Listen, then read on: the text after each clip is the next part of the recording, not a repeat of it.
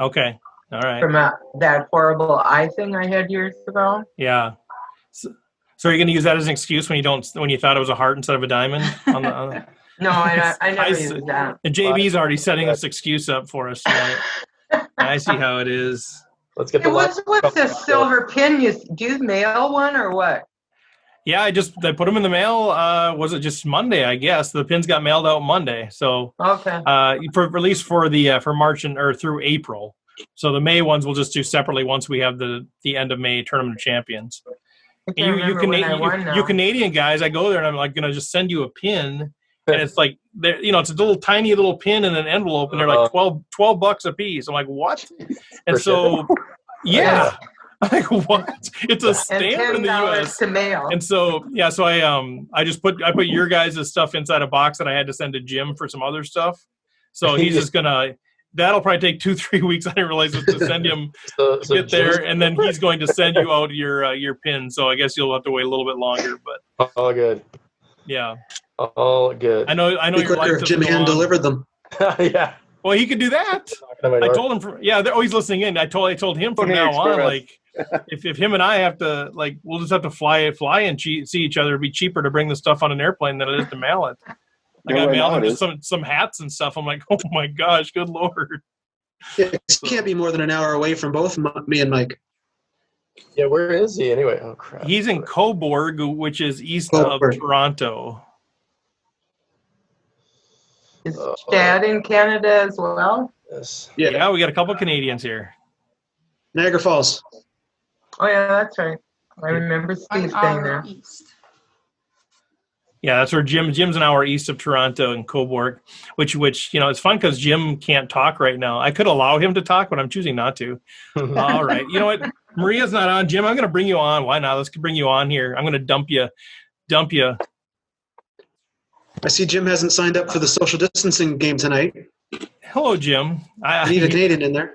He didn't know I was going to promote him, so who knows? He's probably like half naked sitting there on front of his computer. Make fun of him here. Jim was late. He was late joining the game yesterday, and I'm like, I thought you were kind of quiet over there. Oh, yeah. You can tell I'm not there because my mouth isn't moving. Hey, guys, this is going to be a fun night. Thanks for joining us. This is going to be sweet. Sure. Yeah, this is great. We appreciate the opportunity. Thanks for you guys setting this up. Yeah. Yeah, it's awesome. Yeah, we were going to figure out if we were going to try to see if we can play with the pros, kind of get that to work. And then as I was talking to them, I mean, the reality is, for them to take 3 hours out of the night, it's just such a high risk thing, right? Like, will they get logged into PokerStars? Will they have a problem? I mean, you just never know. And so this seemed to be a better solution. Then we can just ask them, hey, pop in for 15, 30 minutes and just kind of hang out with us. So we'll try it and see, but it seemed like a pretty fun deal. Well, it's just good to put faces to names for our league event. So that too, yeah. Because like you said, most of you guys don't know each other, but you know the screen names. So Kian's got his name. What's your actual screen name? But your name is kind of in your screen name. Keto Man. Mm-hmm. Keto Man, yeah. And the number was I had to put a number there because they wouldn't allow just Keto Man because I'm Keto Man on ACR, and I just. The thing is, my business name, my consulting business is Keto because I have a partner and we have a consulting wine business where we make wine for a handful of small brands. And it's the first 2 initials of my name and Tom, my partner's initials. So that's where Keto came. And I don't know, I'm not very creative with putting names together. I see some really interesting ones on ACR for sure. Yeah. Well, here we go, man. We get to play this thing. So we are all at one table, so that's good to know. So when I did 9 people, I'm gonna mute.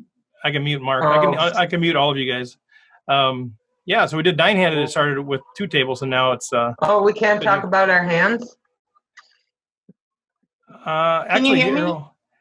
Check 1 2. Hello. Yep. Let's see. Hello. Check 1 2. Hello. Is that Maria? We'll see. Hi. Hey, is that Maria? Hello? Yeah, hi. Hey, how are you? Maria. How are you? Good. So sorry about this. I'm literally in like bumper to bumper traffic. There's a car accident ahead, and I just have been in this traffic for over an hour. So I don't know what's going on, but. Are you in Vegas or where are you? I was actually driving from Vegas. I'm on the road from Vegas to LA. And so there's I'm close to home, but the accident up ahead, I don't know why it's just been taking a really long time to clear. So, so gross. Yeah. Well, Yeah. we've got a few of our rec folks on the line now, so you probably can't see us at all, can you? No, I was like trying to call in with the regular Zoom, but my reception isn't enough to support it. So yeah, no worries. So we've got Joanne and Mark and Mike and Chad and Kelly and Colin and Kean all kind of just hanging out here. We just started playing a little Poker Stars online, and just excited to have you drop by for us. Nice. I'm happy to join you guys. Next time I'll definitely come on video. So sorry that it's not exactly working out to plan, but I'm happy to be here. Oh, no worries. So you it guys sounds have like any? you're moving. Are you playing any poker during the COVID-19 layoff here? Yeah, I've been playing a bit online. I've played, when I was in Nevada, I played on WSOP.com there, and I've played a little bit on ACR, and I'm not really playing in, too many of those other app type games, but I know a lot of people I know there's like all of these different apps out now that have a lot of people playing on them, but I haven't really been playing on those. And then I've been trying to do a couple of, charity type poker games that have been streamed. And then also I'm playing with, a couple of my close friends here and there. Nice. Get an invite to the Helmuth Mattisau online game yet? No, I don't think I can. I don't think I enjoy playing with that combination as much as some other people would. That's dead money right there. You clean out, are you? Yeah, but I would just have to hear it from them. He claims he's winning. I'm skeptical. You and me, Kelly. I'd fold if I were you. JB's talking smack here on our home game already. They already pushed me off. I would have flopped it straight. They already pushed me off. That they're super excited about that. Well, that was the other hand. So Maria, who do you like to play with? Who are some of your favorite? We won't get into who you don't want to play with, but who are some of your favorite pros to play with at the table, either because of how they play or just personality wise? I mean, I feel like it seems cliche to say, but definitely Daniel. I mean, I remember one time Daniel came to a table during the World Series of Poker. It was like a preliminary event, and we were playing, and we had been playing at this table for hours, and people were so quiet, and people just for whatever reason, people at that table weren't in the mood to talk that day. But Daniel came in and just completely changed the entire atmosphere. He got everybody talking, a lot of the people that were kind of tilted and you were visibly annoyed were all of a sudden just really happy and excited to participate and talk and just socialize in general. And so I think it's pretty special when a player's able to come in and totally change the vibe like that. And so, I mean, I everybody sees how personable Daniel is on TV, but honestly, Daniel's like that in every scenario. There wasn't any cameras or anything. There wasn't really a reason that he needed to come and just engage everybody, but he was just oh, why are you guys all so quiet? And, he just started talking to everyone. And so Daniel's always really good for that. He's always able to make the situation really fun for everybody and really enjoyable. Other people I like to play with, I feel I always like to play with people that I know are really, really good, just because I feel I can always kind of glean some type of knowledge or information by watching them, So, when somebody like Eric Seidel sits down, or somebody Jason Kuhn sits down or someone, that I consider like a very high caliber player, I'm just always excited to be able to, kind of watch them play.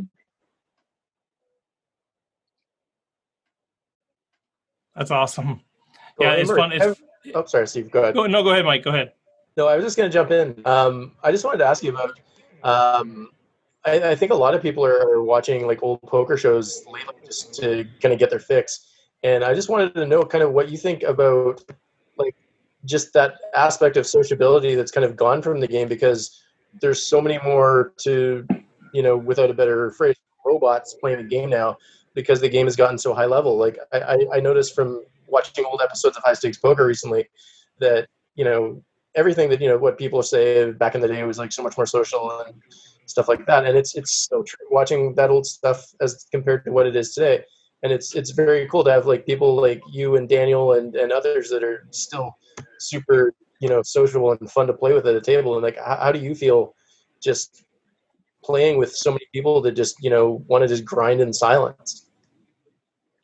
Yeah, I mean, it's kind of sad to see what's happened to this idea of like poker personalities over the years. I came into poker at a time where, that was like the heyday of people like Daniel and Mattisau and Helmuth and all of them. So when I came into the game, that was definitely a part of the game that I really enjoyed and something that drew me to it. So it's sad to kind of see how that's really deteriorated and gone away over the years.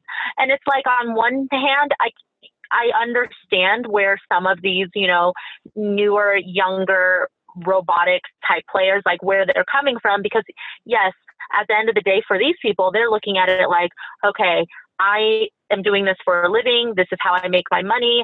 I want to make sure that I'm focused. And I think that being social detracts from my ability to make the right decision in a hand, or I don't want to, it's not about my personality. It's more about like how good I am. And if that's what I want to go by, then I don't want to necessarily, be the type of person at a table that is going to be the loudest or is going to be the most talkative, even though that's like the most entertaining.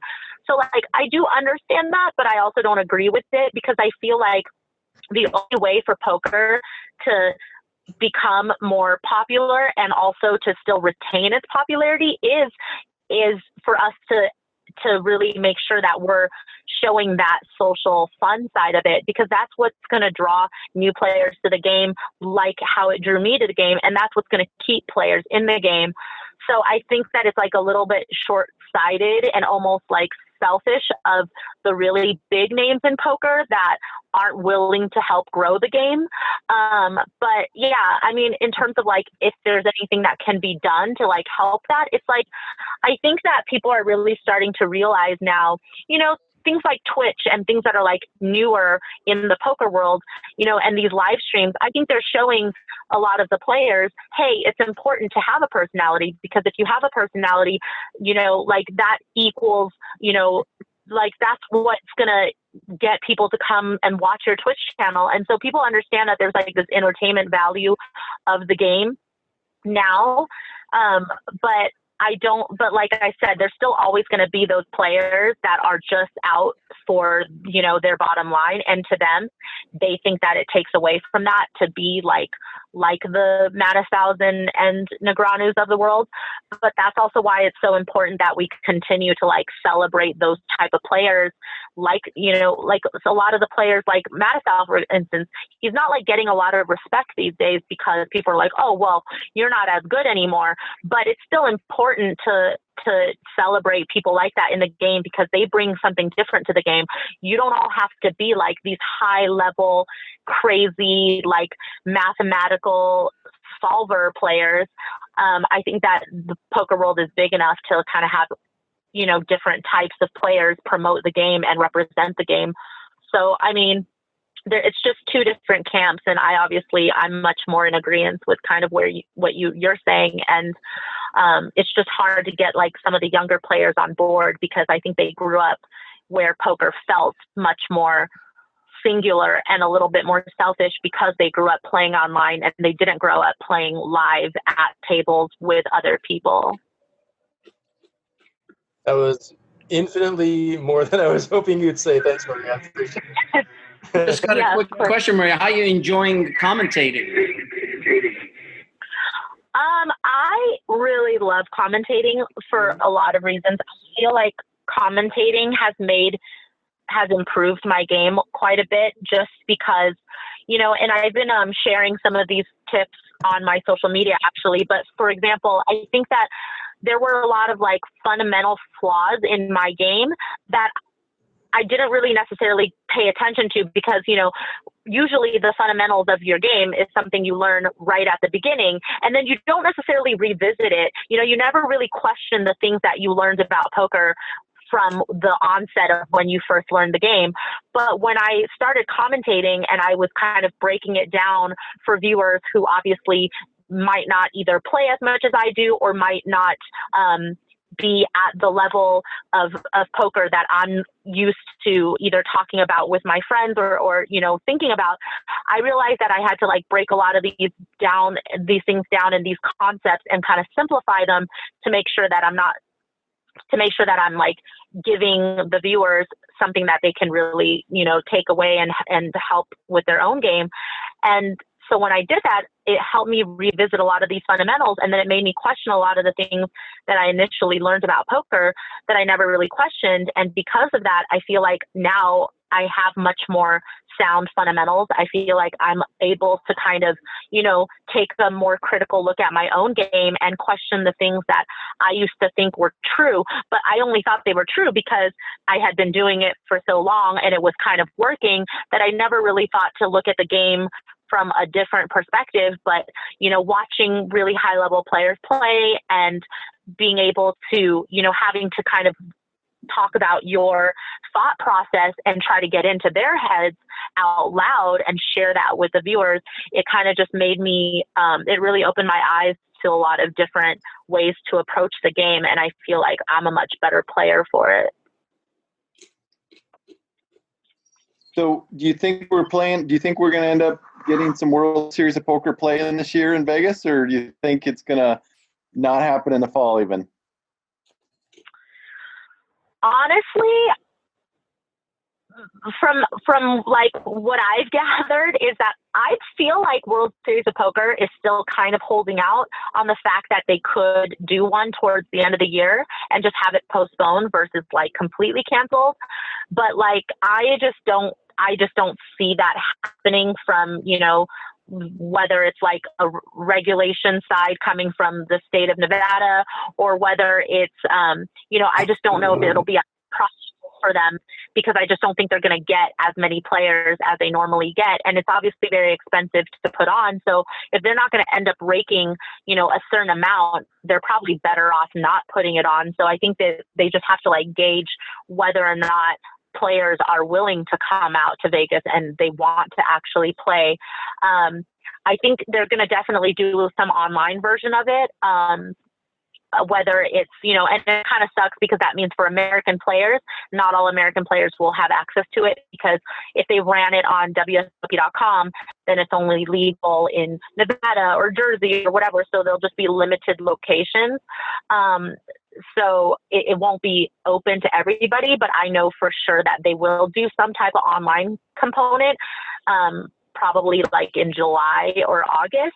But in terms of actually holding like a live event, I think they still they're not prepared to say like, oh, it's canceled for the year, but I think they're going to have a really tough time doing it. Yeah, I think you're probably right. I think it's just going to be so tough to pull it off. It's a bummer.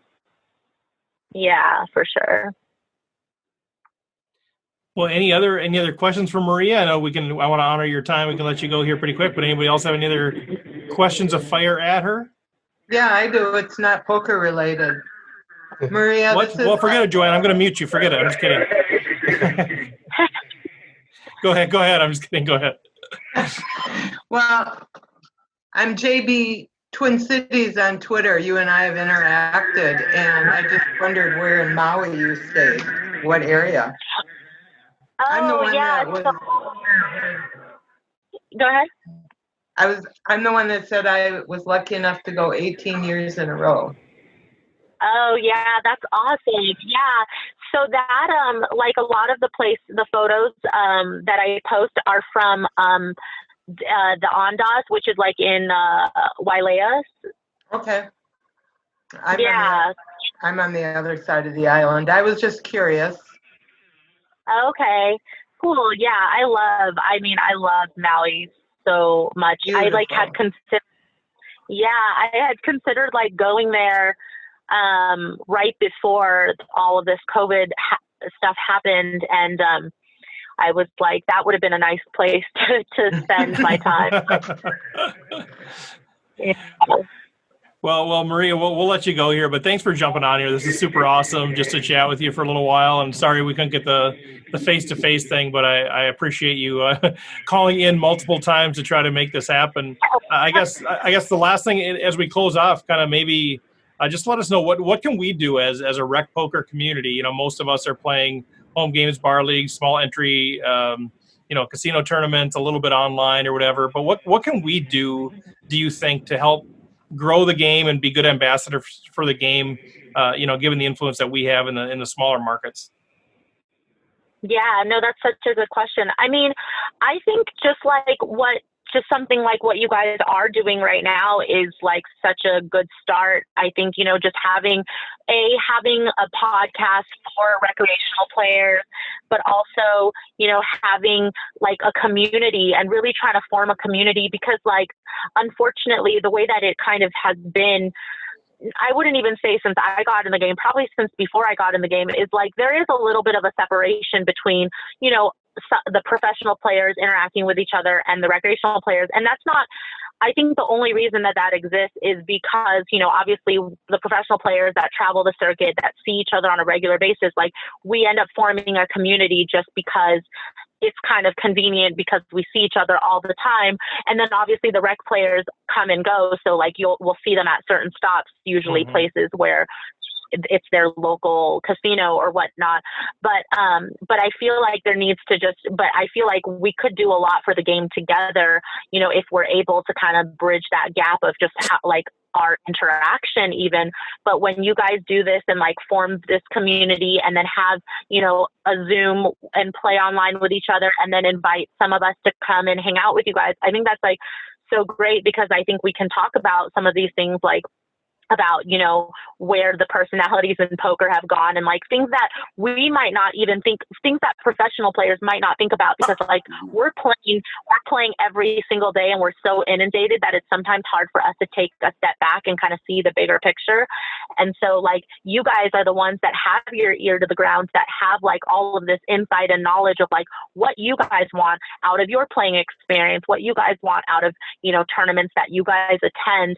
And like if you guys, and I feel like if you guys are able to share that with us, then not only are we maybe able to like help get that point across to people that are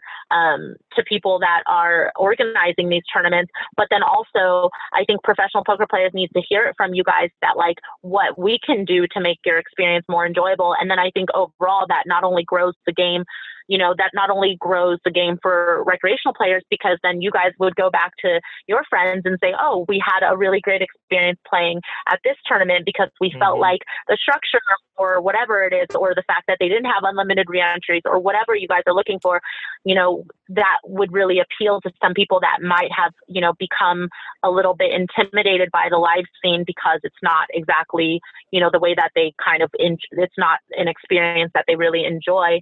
And so I feel like that really helps. And I feel like it's just good for us to, have more ways where we're communicating with the people that are playing, in these bar leagues and things like that, because we don't really know what that experience is like.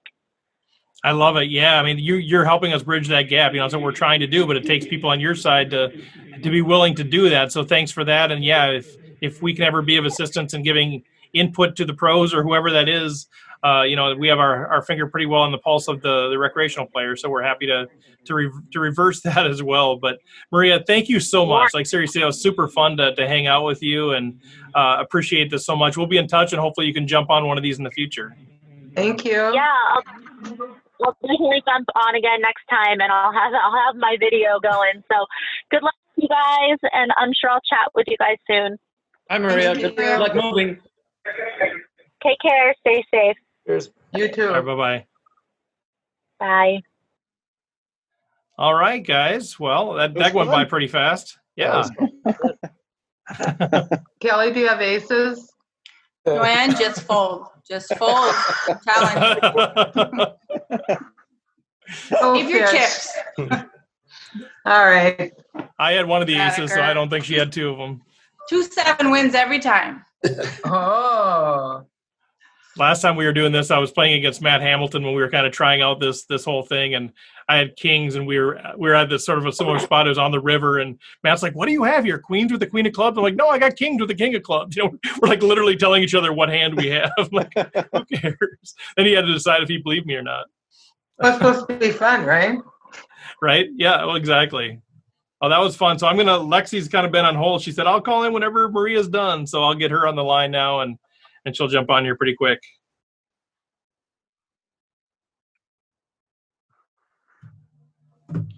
So do most of you guys play just for fun, or do you play for money too?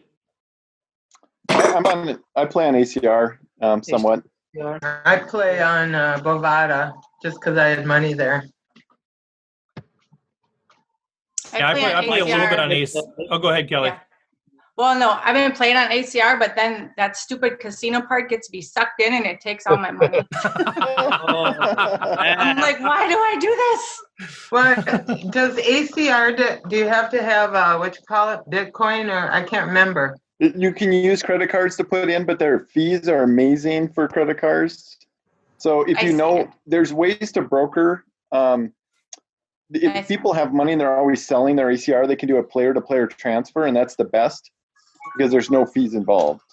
And Yeah, there's I ways do to that a lot. I've got a lot of folks that I know are always looking to get rid of money, and a lot of folks are always looking for money. So I do a fair amount of that, just sort of helping, set up, people, because yeah, exactly what he's saying. So if you get the account set up, then you do a player-to-player transfer. There's no fees. Okay. Yeah. Otherwise, the credit card, they charge 10%. Plus, does it come out of China or is it U.S.? I think it's Costa Rica, actually, for them. I Yeah. had an account at Bovada, so I just kept it there, but I saw your plugs for America's Card Room, and I was a member there, but I never put money in there. Yeah, we have an affiliate relationship with them. So Yeah. if people sign up, through our code, that helps us out a little bit, but it's not for everybody. Yeah, It's Mike and I Bovada, have the joy of being in Canada where we can pretty much play on any site and it's completely legal. Yeah. We're So moving. we don't have to play on ACR where every Sunday you see all the people complaining about tournament problems, misdeals, cards going missing. Just Yeah. play on Stars or Party or Triple Eight or Unibet or anything. Yeah. Yeah, Jim is always talking about playing on Poker Stars and the size of the fields and all that kind of stuff. It's pretty amazing. Well, before Black Friday, I was on Poker Stars and what was the other big one? Full Tilt? Full tilt. That's where Yeah. we get your money. And I just left my money there. Well, it was, like $10 left. It's like 20 grand, JB, just like 20 grand. somewhere in there? Yeah, right. Yeah. Mhm. I didn't want them catching up with me. I'm glad nobody had hearts there. That was a good thing for me. I had to check. I folded them. You folded two of them? Did you? Yeah. Thank you. Two very small ones. That would have cost me a little bit of cash. Straight So cash. how's everybody doing during COVID? Hanging in there? Yeah, Not bad. absolutely. I'm fortunate enough to consider production winemaking essential here in California. So they didn't shut down the wineries as far as production. They did shut down the tasting rooms. So a lot of my clients the small clients that have tasting rooms have been hurting. But we're still continuing with bottling and getting everything ready for the new season coming up. What city are you near? San Francisco. That would be the big city. Before I retired, my last trial was in Santa Barbara, and I remember one weekend driving up to the wineries where they filmed Sideways, but I can't remember what. That's in Paso Robles. Yeah, it was wonderful. Yeah. Wonderful. Hey, you.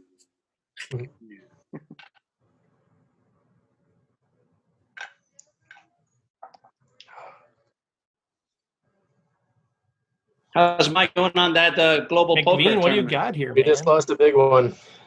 Oh, Tim Duckworth. There's a poker. nit check. He just well, he wasn't. Oh, God, thank God. He jammed 25 bigs light on the button, and I had ace jack in the big Good blind. bet, Steve. Called it off, I and he know. just drilled a flush. Almost did. So yeah, flop top pair, and he drilled a flush, and yeah, Hey, no, Joanne. about 20 bigs. Yeah. What? Sorry, Mike. Is Bravada, is that Ignition? Is that the same site? Or no? I don't know. I don't think yeah. so. Somebody told me this week that that's the case. That they're the same. It's just They're different the same? skins. Different Oh. skin. And you can use credit card with that? Yep. Okay. But it comes out of China. So if you have my card, when I re-upped, and I don't put much on, they didn't call me. Sometime a couple of years ago, they did. Like, did you authorize this? I'm like, yes. Yeah, they would send me text for ACR. They would send me a text to say, if it was okay or not. Yeah. Have any of you had problems with ACR or Bovada? Have I had problems? Yeah, anybody had problems with I had a tournament canceled the other night when right before the money. The good thing was I was I think 14th out of like 400 in chips, so they do an equity chop, and I made like, I don't know, 4 or 5 times buy-in, somewhere in there, so it was decent. I mean, at least they paid out. Yeah, it's just I feel bad for you guys that this is, you got to go with these sketchy sites that are, Unregulated. Yeah, right. Yeah, exactly. It's There's Lexi. There's Hi. Lexi's picture. Hey, Oh, Lexi, what's going on? We're coming. We're coming. There she Hi. is. Hi. Hello, Hi. everybody. Welcome to our playing hang. Ooh, is everyone playing now? Yeah. We're playing right now. Yeah. Okay, how is this working? Well, this is just a totally separate thing. So we just decided, instead of trying to figure out all the technology of having you try to observe, we're just playing on a separate table, and we're just kind of hanging out here, right? This is the hangout. It's the play and the hang. They're two separate things. Cool. What are we playing? Oh, we're playing at massive stakes. We're playing for nothing. And we're just playing a one table Poker Stars. That's actually more fun. It's an excuse to get together, build a little community. I think a lot of us have been playing on. We have a nightly game that we do for RecPoker, and so we know everybody's screen names, but a lot of us don't know each other, and so this is just kind of an excuse to get to know each other a little bit, and then bring on delightful people like yourself to kind of make it even better. Cool. Well, I'm happy to be here. I was, a little nervous coming on after Maria Ho. It's a tough act to follow, but No, she was horrible. It was awful. It was like the bar is set really, really low, so it's all good. Well, all right. Yeah, so these guys I just told everybody if they have any questions or whatever, feel free, but we're just kind of hanging out, and you and I have gotten to know each other a little bit through your work with Charity Series of Poker, and then kind of through, we had you on here. I see you stepped up your background. I have. Little by little, yeah, see, it's actually kind of a boring background. See, I was saying that earlier, like I like this kind of stuff better. See, this is my favorite place in the world right here. This is a Lake Ahima in eastern Rwanda, Africa. This is like the most peaceful place on earth. So I go here when I'm talking to stressful people. Nice. Very nice. Oops, sorry. So where are you at, Lexi? Are you in Vegas? No, I'm actually in California. I moved to California about 7 months ago. Oh, okay. Originally from New York and all the way over here now, which is actually New York is obviously like the epicenter right now for COVID. So, and in my county here, there's like 30 cases. So I went to my first restaurant today. That was exciting. In a couple months, I went to Applebee's. Where in California are you, Lexi? Applebee's? Nice. Love it. Let's go. I'm north of Sacramento, so I'm in Redding. Oh, cool. Yeah. I've been there. Where do you live? I live in Napa. Okay. I can't tell who's. Oh, okay. Now I can tell who's talking. I see there's a couple Canadians here. Am I right? That would be me. And, Oh, I moved to Canada after Black Friday to grind online. Very smart. Where were you? I did a year in Toronto and then 6 months in Montreal. How did you like each? Both are amazing. Okay. Totally different. Yep. Toronto is kind of like a cleaner New York City, but the people are nicer. But the subway. What? But the subway is way worse. I never took the subway there. Atta girl.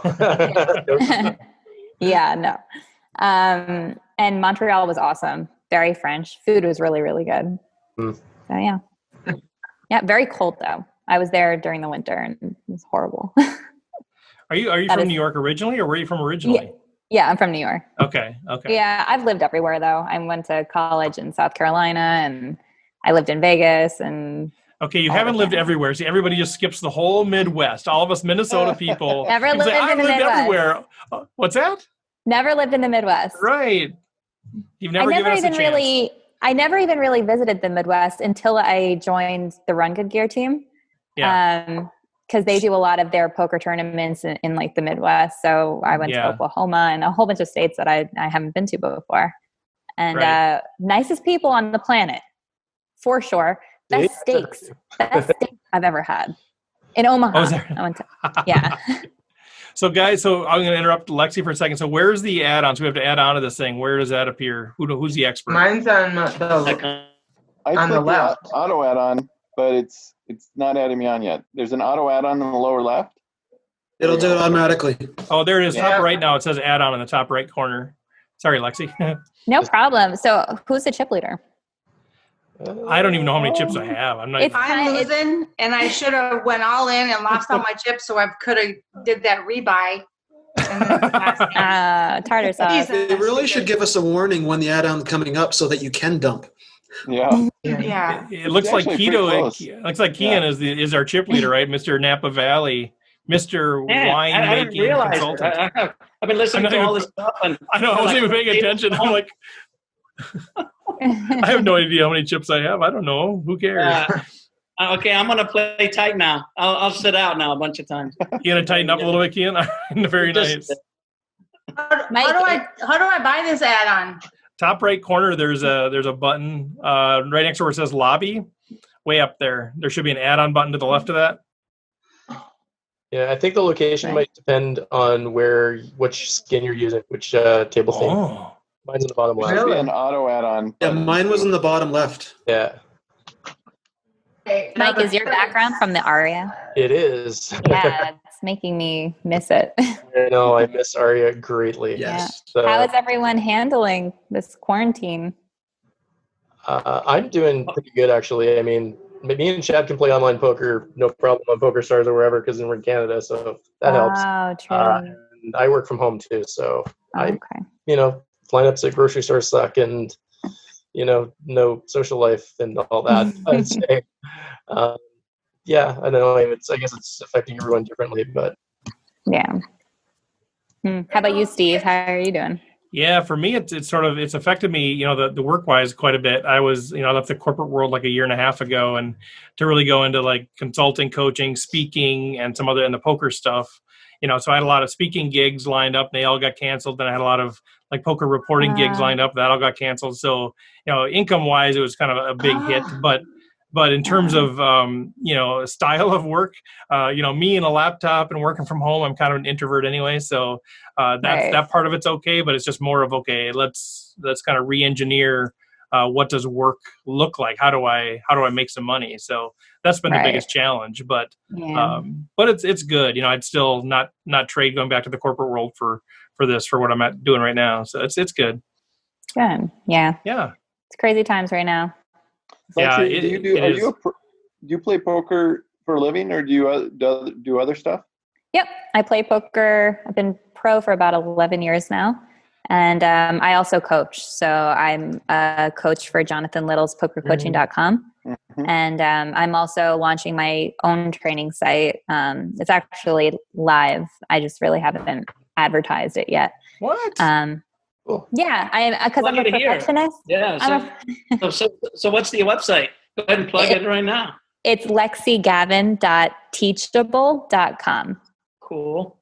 Awesome. Yeah. Well, your stuff with Jonathan is fantastic. Oh, thank you. Mentioned that to you earlier on Twitter there. Yeah, it's your stuff's fantastic. It's really, really easy to digest. I don't know if you read my review on RecPoker Lifestyle, but I read a bunch of your stuff, watched a bunch of your stuff after I watched Michael Acevedo's GTO stuff. Mm-hmm. Oh, it was so nice because the GTO stuff is. I like to speak more to the people that don't really know much about poker or just starting to get into poker. Because and most of my stuff is more conducive to live poker because I don't think that you really need to use solvers as much with live poker. I'm not saying don't. It's good to have a solid foundation of how to use them, and with practice you can kind of know what to do in certain situations. But I'm not about the GTO no. Well, we should talk about that, Lexi. We should help promote your stuff if that's what you're looking for. We'd be happy to do that because that would be great. If that's your audience, if that's sort of your thing, then I think we should talk about that because that's exactly who we're catering to. Yeah, I would love to. Yeah, that would be great. Okay. We'll get you on. So what sort of, is there any sort of, I guess besides the kind of the target audience, is there any sort of style that you have that sort of differentiates you, or how would you describe your style?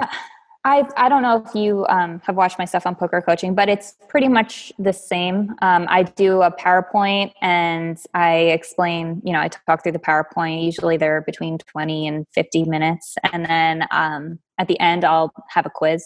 So you can take a quiz, and then I'll do some live play and explain with a voiceover. So we'll review some live hands. And I started doing private coaching too. I picked up my first student. I have a lesson with him tomorrow. He's so cute. He's so excited about poker. Doesn't really know much, so it's fun to teach him.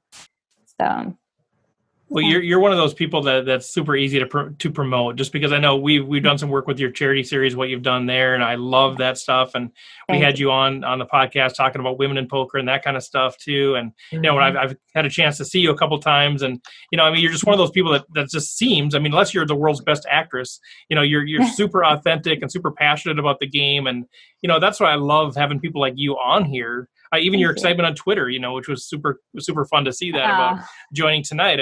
That's where we were talking with Maria about, bridging the gap between the pros and the rec players. It doesn't seem like there's such this big divide between the haves and the have-nots, or just the perception, and having people like you that we can really root for and kind of get behind and that are willing to kind of come on this show. That's huge, I think, for building the game entirely. So thank you for that. But we'd love to promote you. Oh, that's amazing. Thank you so much. I always have fun when we do our little interviews and talks. For sure. And you've been a very supportive friend as well. You're always rooting me on Twitter, so I really appreciate that too. Absolutely. All right. I know you guys have some questions. The Zoom pauses are always so awkward. There's always that little delay, and my thing is, I always tell them, on the panel when we do the podcast, I'm always I'm trying to shut up all the time, but I never want there to be dead silence, so I'm always waiting, but I know that I could just talk for hours. You and I could have a conversation for 2 hours, but I want to make sure there's an opportunity if other folks have questions or comments to jump in there. So. Real quick, Lexi, as far as your income right now, is it mostly to coaching then? Because or do you play a lot of live then, as far as your professional playing, or do you do online? I can't really play online here in California. So I was mostly playing live. So it kind of stinks that there's really no options for that right now. So I've really just been focusing on my coaching, and I play a little bit on ACR, but not totally sure how much I trust it. So I don't really try and play big or that often. So yeah, hopefully live poker comes back. So then, as far as live, did you ever play at Stones with the whole fiasco they had with the cheater? No, actually, I never played at Stones. Nope. I'm any comments about what went on there? Can I comment on what went? Yeah. I mean, coming from an online poker background, so I used to play a lot of tables. I would 24 table, and so I just kind of know that you're going to run bad for a really long stretch and you're going to run good for a really long stretch. And it's not, but Mike was obviously just, I don't want to say it. Yeah, running too good. Yeah. All right, Joe Ingram said it. He's running a lot. It's crazy. Yeah, yeah. It's funny because my boyfriend is a private investigator and he was asked to look into that case. So, and I'm really good friends with Kelly Minkin, and we all went on vacation in Mexico together, and she is the lawyer on that case. Yeah, so you shouldn't say anything. You shouldn't say anything. No, I shouldn't. I know. I actually know more than probably a lot of people. But I bet you do. Yeah. Yeah. But if it walks like a duck, quacks like a duck. Yeah.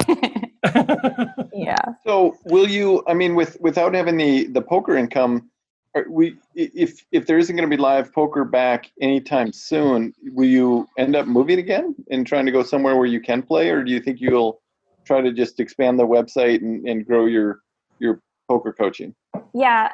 So I think my days of moving to different countries and states is over for poker. I'm going to be launching a YouTube channel too. And it's, so that's going to take a lot of my time. And there's actually you can make a decent living doing YouTube if you do it right with affiliate marketing and all that. So, really, kind of just trying to do start my own business and expand the coaching and see what happens from there. Well, it's probably a good time for that. I mean, it seems like online poker's gotten a resurgence, right? Yeah. And hopefully that turns into a resurgence for poker overall. Yeah. Yeah. I mean, it would be great if it became legal. I mean, who knows what that will happen, but I have faith that live poker will come back in a year, maybe 6 months. But I don't know. What do you guys think? All I know is, the what I hear from recreational players is that we're just clamoring for live poker. Like, I don't know when you say will live poker come back. I don't know, at the high levels, all that kind of stuff. No, but I just know that recreational players, the most people, ones that I talk to, are like, okay, this online stuff is fine. The free games are nice that we're doing, but man, we're playing because it's a hobby, and for at least the folks connected with Rec Poker, we love the community, we love the relationships. We're dying to kind of see. I want to see Colin. I want to see Colin getting a drink at the soda fountain together on break. You know what I mean? Like, that's what I miss, and I think there's a lot of folks that miss that. I don't know what that means for the overall. I'm not smart enough to know what that means for the industry, but I know there's a whole groundswell of at least Minnesota folks that are dying to get back, and I think the numbers will be really big when people feel comfortable enough to do that. Yeah. Well, I think the Midwest is more likely to open their casinos before the West Coast and the East Coast. Mm-hmm. What do you guys think? I mean, what do you guys think about that? I don't think. I don't think four-handed is going to work. I think that's a disaster. No, definitely not. It's just ridiculous. We saw it with what happened with Venetian trying to go three-handed when they pretty much all started before casinos closed down. But four-handed is a disaster. Or those tables that they have with all the plexiglass and everything else, but then you still got chips and you still got the cards. The cards. Yeah. Would you all play at a table that had plexiglass in between? No. Right? And that just feels. I don't know. I might. I might. But what about gloves for the chips and? Right. Well, what would be amazing is if they could make a table that somehow automatically clean the chips, I don't know, how they shuffle the cards, but I don't think so. Somebody suggested everybody have a little ball, like a golf on the golf course, have wall washers, or you could just run your chips through there before you put them in. With sanitizer. Who knows? Or I could just see everybody sitting there with hazmat suits on and gloves playing. Let's just replace the light bulbs above the table with UV light. Look at that hand. Yeah, big can. Wow. Oh, I missed it. What was flop. A flop flush versus a flop set. Ooh, ouch. Hey, Lexy. Well, now would be the time to invent something like that and make a mint, you guys. Mm-hmm. Lexy, do you know anything about Jamie Kerstedter's play? I'm playing the keep the lights on the table with her. She's to my left right now. Nice. About her play? Yeah. She's really, really solid. You're in trouble, Mike. How does she like 3 bets? I don't have enough to 3 bet. She's more on the conservative side. I would say that she's a bit on the tighter side, but she's definitely capable of running bluffs and 3-betting you light. So how late will she call a 10 big blind shove? properly. Open up Snap Hub. That's You bet. What's your image, Mike? That's part of it. It's pretty nitty right now, actually. I haven't seen it for like 40 minutes. This thing's going fast. So I want to go play Poker Go at the end of the year. So. Oh yeah.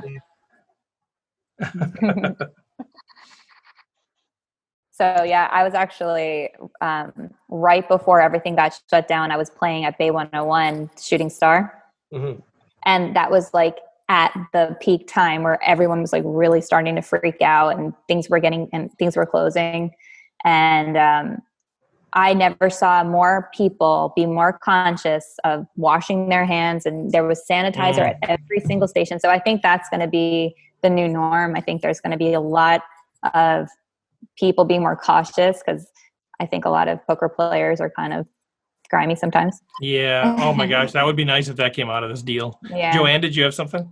Yeah, the last time I played, which was out at Canterbury, was on the Sunday, I think, before they shut everything down. And people were really talking about it, and the dealer didn't think they'd last through the weekend. But then this one guy came to the table, heard us talking, and then he just rubbed his hands and rubbed all the cards and chips, and I was really irritated. Yeah. No respect. No respect. Oof. A joke. Big hand. How about you just flop it, Chad? I mean, how about that? Why don't you just flop it? You and your I thought you flopped the straight. Oh, I thought you flopped the straight. flopped nothing. You flopped four high. Hey, if I come back and win this thing, you guys all owe me money since I didn't get my rebuy. I just thought you had it in there, Chad. I thought you flopped the straight there. No. You flopped the set earlier too against the flush, didn't you? Rough. Yeah, that hurt. Kelly wanted our help, but she couldn't find the button for her add-on. I know, Kelly. And there's so much money on the line here too. I know. Come back and win. Bragging rights are real. Bragging rights are real. For winning this, Steve. Shout out on the podcast. We're not even doing the pin. We've been doing a pin but it's 8-handed. I mean, come on, we can't be giving out a pin for an 8-handed victory. But we'll give you the shout out on the podcast. How's that? There you go. Most of you guys are pin winners anyway. I'm not. You're not. I thought you did. I think I'm Kelly. Did you run her up the other day? I've been second a couple times. I'm always a bridesmaid, never a bride. All right, Lexy, help her. What advice do you have for Kelly? Is that just variance, or is there something that maybe she could think about a little differently? Heads up. I know you don't know her game at all, but as a coach, what do you say to somebody who's like feels like they're getting runner up a lot and never really able to seal the deal? Or any advice? If you're able to get second in a tournament, you are absolutely able to get first. It's just variance. And you're talking to the girl that has bubbled final tables and has gone really deep, but never won. I won my first one at the Run Good Year series, and I've been playing for 11 years. My first live win was 6-7 months ago. Is that right? Keep plugging away. Oh my, yeah. It's really, really frustrating. I've won some tournaments online, but with live, no, it's really hard to win live tournaments. So just keep grinding and you will get there for sure. I love it. Thank you. Yeah. So when you think about the World Series, or what are you going to miss, or what, assuming it's not going to happen or it's going to be different or whatever it is, like what sort of will you miss the most out of that deal? Because I know you go down there and you play quite a bit. Is there any certain tournament, is it the culture? Like what will you miss about it? Well, the world, all poker tournament series, and I always say this about the World Series, it's like poker players summer camp. And what I love about the series is that everybody goes, and I've made some really good friends in poker, and you meet really amazing people at the World Series. And there's just there's no other feeling like day one of the main event, right? So I guess I will miss the people and that excitement of playing in the main. Yeah. Although this last World Series, I was on the feature table on day one, and I have never busted on day one of the main, but with all the cameras in my face, and it was so nerve-wracking. And on day one, I don't really think about what I wear. I was in like a black long sleeve shirt that said pink over the front. So I was like repping Victoria's Secret. I was just like not really myself. And there are a lot of cameras with ESPN, like everywhere. Yeah. So I don't think that I played my best, and I wound up busting on day one. Well, that's interesting. Or go ahead. Yeah, I was just going to say, would you rather play on the?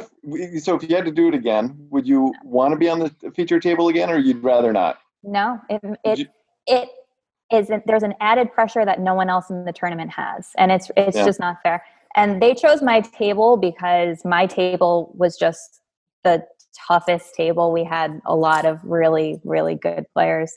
And so that's why we were on. But no, I on day one, I just chill. I play hardly any hands on day one, as you shouldn't, like 2-hour levels. And but I felt that pressure to put on a show for TV. So yeah.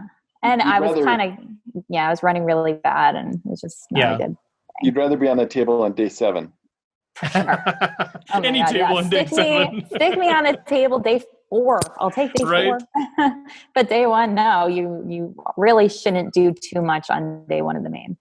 I think that's an interesting thing that you said you felt the pressure. You felt the pressure of the lights, but you also felt the pressure to perform. Is that like because do you have like sponsors that you felt like that, or just yourself? You felt like I've got the Lexy Gavin brand. I've got to look good on TV, or what was that? Can you explain deeper that pressure that you felt? I don't even really know what it was. Yeah. I just, when there's cameras in your face, naturally you feel like you need to give them a show.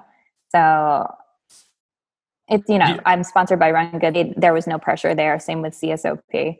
I had people coming up on the rail screaming my name, which was distracting. Oh, like Randall Emmett and Frank Casella, who's a good friend of mine, but he came up on the rail and was screaming my name, and it was just, so it was fun. It was like, I definitely had more fun on day 1, but I was letting the hype get to me, and it threw me off my game a little bit, for sure.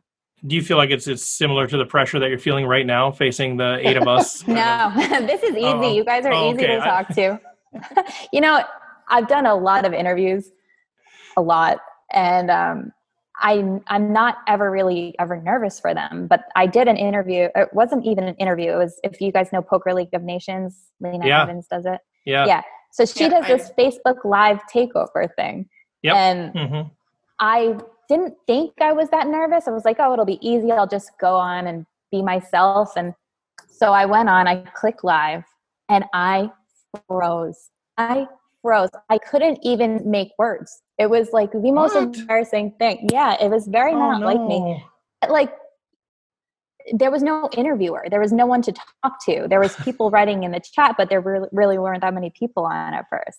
So I clicked the end button. I texted Lena. I was like, oh my God, what did I do? She's like, it's okay. Just breathe and we'll erase it and do it over.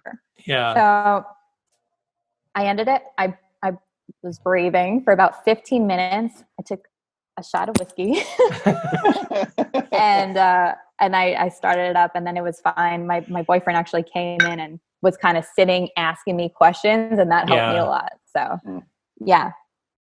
I don't know how I got on that tangent. Yeah, well, because I was talking about the pressure that you're facing in interviews like this, where I know it's got to be just intense and and look what I did for you guys. I got myself a fancy light. Oh my God! Just for us. I had this light, but I put it on. Well, that's because when I texted you, I said, okay, well, you can come on, but you got to improve your lighting a little bit first. You answered the call. That last interview that I did with you on the women in poker, the background was so dark and my audio was horrible. Oh. Like, now that I'm studying YouTube a little bit, I'm learning what to do and what not to do. And, No, I never noticed that kind of stuff anyway. So your YouTube channel, is that going to be a poker, or is that a poker related thing, or is that going to be something else, or what are you thinking there? It's okay. So I'm going to have some poker strategy, but I'm also going to use my life experiences as a professional poker player, and then kind of teach I guess my target audience is mainly women, but I haven't totally decided. But just, Yeah. you know, teach life lessons. There's bullying in poker. There's bullying in life. This is how to overcome it and so on. Love it. Yeah. So it'll Good for be you. fun. Thanks. Yeah. Be interesting. The next chapter of Lexy Gavin. Yeah. Yeah. I'm growing up. Yeah, exactly. It's about No more. time. Right. I know. What's in the cup? Red solo. Water. Yeah, I'm sure. Yeah. I know. Normally I would have a cocktail, but I had one before. I had one at Applebee's celebrating my first restaurant experience in 2 months. My boyfriend just hands me this. There it is. That's better. And there we go. You guys want to meet him? Yes. Yeah, for sure. Come here. I only see him on Twitter, so I want to meet him. Oh, this is. Does he play cards too? Wait, can't hear. Oh, you cut out there a little bit. Can you hear me? This is Bob. He Hello, does- Bob. I'm a recreational player. Like You're in the right place. Yeah. No, you want to know hell? Live with a professional poker player. Everything. It's like this. I'm like, hey, honey, I think I'm going to go to the gym. And she waits a second. She goes, I call. Right. It's hell. Everything's a prop bet. He loves playing these $11 tournaments on ACR, and Yeah. I probably played. Yeah. I literally can't help but try and teach him and coach him, but a little hard time. She doesn't understand the concept that some of us play for fun. Right. I get 3 hours of it. I want to call a 7 deuce just once. You feel it. It's coming. That flop's gonna come. Yeah. I feel like this is the point where we should probably tell Lexy that this is actually an intervention. This is you're actually on with Bob has asked all of us to come on and just talk about bringing the fun back into the game. This is the RecPoker. It's fun, Lexy. Just calm down. Yeah. And the other thing is she makes words up like fold equity and double. I'm like, break even fold equity formula. Yeah. That's not a real thing. That's not a real thing. He cannot stand that poker players use the word equity. He's like, it doesn't belong in poker. No. It makes no sense. It's like going to buy a house and you go, I think I'm going to change my mind. It gives me a lot of fold equity. I'm not going to buy it. Let's lowball them. We're going to. Yeah, I still.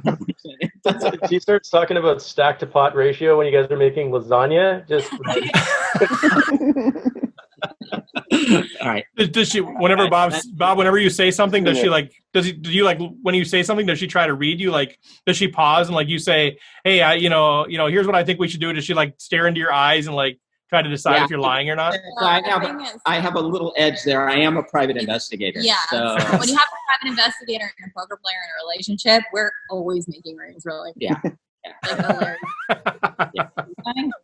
Are you lying? Yeah, we just stared at each other. Who's lying? Did you eat that cupcake? Yeah. The only thing is, I know how to do background checks. She doesn't. So. Right. You can replace fact for impression. Yeah, nice. I like it. Guys. Nice to meet you, Bob. Yeah, nice to meet you. So. Oh, that's fun. Lexy, do you have to what sort of timetable are you on? I want to make sure that we respect your time here. I was planning on getting off around 7:15, getting ready for bed. I was telling Steve that I am like really old. I go to bed super early and I get up super early. So yeah, I'm usually in bed around 8:30. Wow. That's why we were going to try to have her on at 7:45 our time, because that was 5:45 her time, because then I thought, well, by 6:15 then you could go to bed. Yeah. So you're staying up late for us because we had to reschedule with Maria. So you're kind of not like me. I mean, I used to a year ago. I would stay up until 7:00 in the morning playing. Live. I used to play in underground private games in New York, and they would start at 8:00 at night, and we would literally be there until that next morning. So. That's an interesting scene. Like, obviously, I know nothing about that. I'm a Midwestern guy my whole life and all that stuff. But I know we talked to Eileen Sutton. Do you know Eileen as well? And she's probably before your time, but like she played a lot of the underground stuff in New York too. And she had some of the amazing stories that came out of that deal. Yeah, I have some really cool stories and really not cool stories. Lexy, did you ever out of curiosity, while you're in New York looking around playing underground, did you ever just find out where the Mayfair Club is? No. No. What's that? I did a little internet research and I scrapped up where it actually is, and it's like in the basement of an apartment building. And What is the Mayfair Club? Am I supposed to know? the Mayfair Club is the underground club where John Hannigan and Seidel and all those guys got their start. And yeah, it's legendary place. And I just thought maybe if you'd known about, like, if you'd played underground games, if there'd been discussions about stories from the Mayfair Club at all. No, I haven't heard that, but I have been by Molly's game and had a lot of friends that played in her game and dealt in her game. Yeah. Stories are, the movie is close to, it's pretty accurate.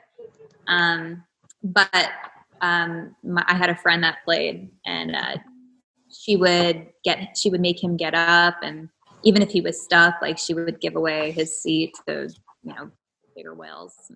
And she wasn't that nice. Oh. She seems just lovely in the movie. I don't know. Yeah. Right. Yeah. No, the underground game the underground world is different. There's all kinds of, there's different rules than in casinos. It's like there are no rules. Yeah. You have to worry about getting paid, which isn't fun. There's always that chance that the game gets robbed. Like, they're not legal games. I don't know if I should be saying this. In Toronto, there's a ton of Did you get invited to these games? Yeah. Lexi, did you get invited to these games? Invited? Yeah. Yeah. How'd you get into these games? Yeah. A lot of them are invite only. There were games that I had wanted to play for a long time but never had a seat. And then once you get into the game and get a seat, you hope not to lose it. A lot of the games in New York turn to PLO. There's really not much high stakes hold'em anywhere, really.